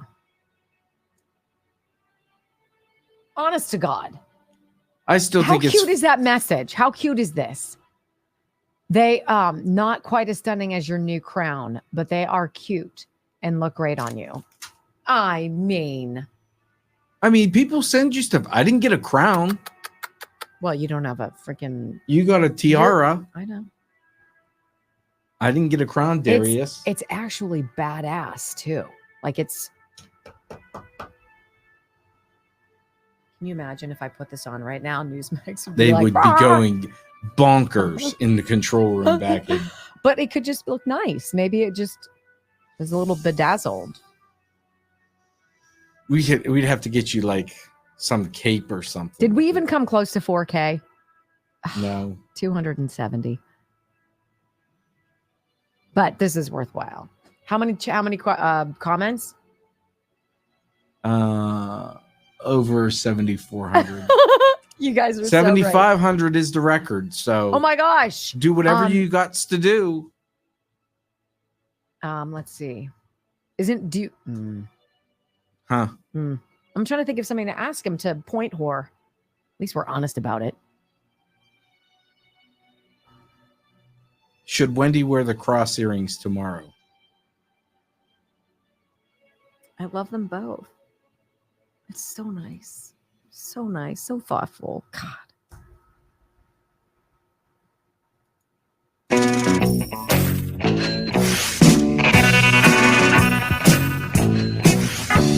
You know, the challenge in crazy times is to not get sucked into it like quicksand, to not get absorbed into the strategy that is so obviously purposeful. And it's to create a fake narrative about strength and goodness and all this stuff, leadership and humanity and equality. And oh, yes, on the left. And then to simultaneously point fingers elsewhere and say, we couldn't go back there. He's a threat to this and that. It's so stupid. The one thing that I think gets us through the day is humor. And you have to have stuff to laugh at, because most often I just feel like I hate everyone. And I know you feel the same way. It doesn't make you a bad person. It's just disappointing. It's just so damn disappointing. I'm so tired of being disappointed. Don't you every now and again just love to be pleasantly surprised? Like, ooh, I wasn't on my bingo card. Right?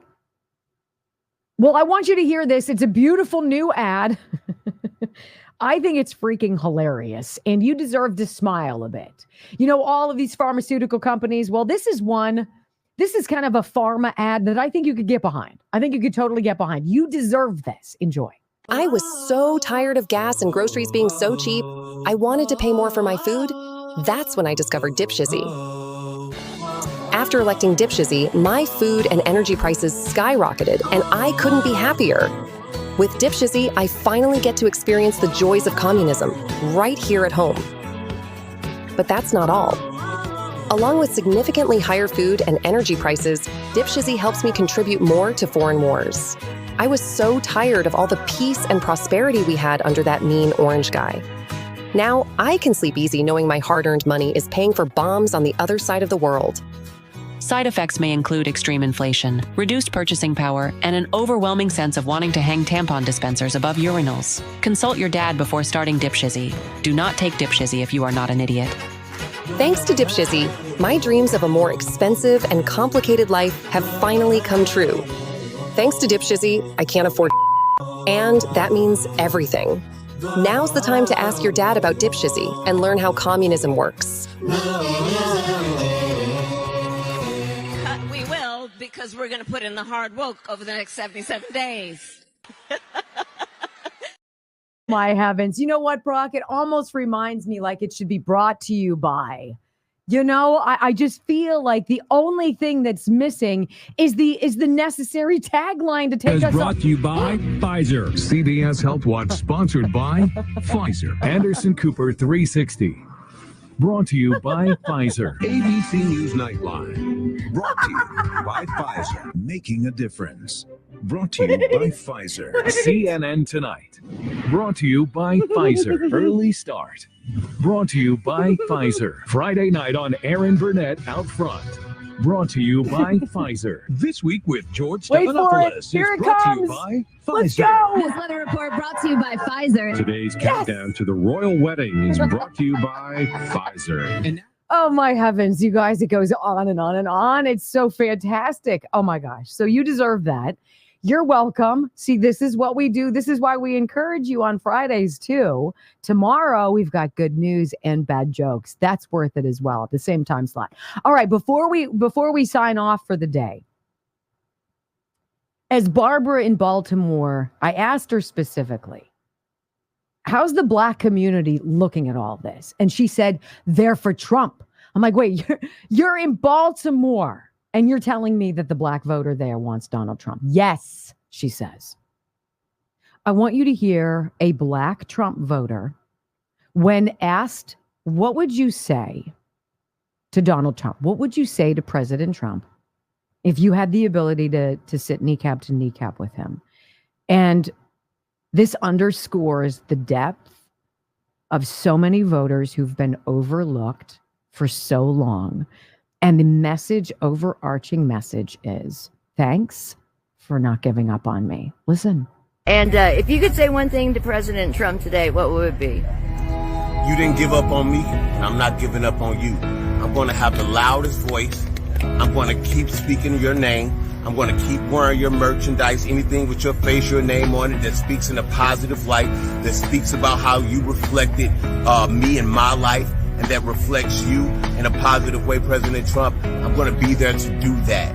And if you changed my life, I wasn't always who I am, but you made me a better man for me, my family, my community, and my country. And I thank you for that. Thank you, President Trump.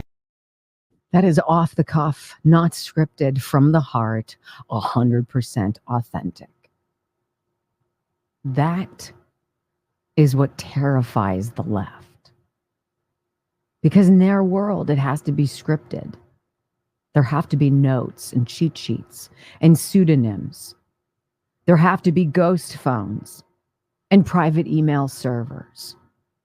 There have to be lies, fake testimony, smoke screens, setups, all of it.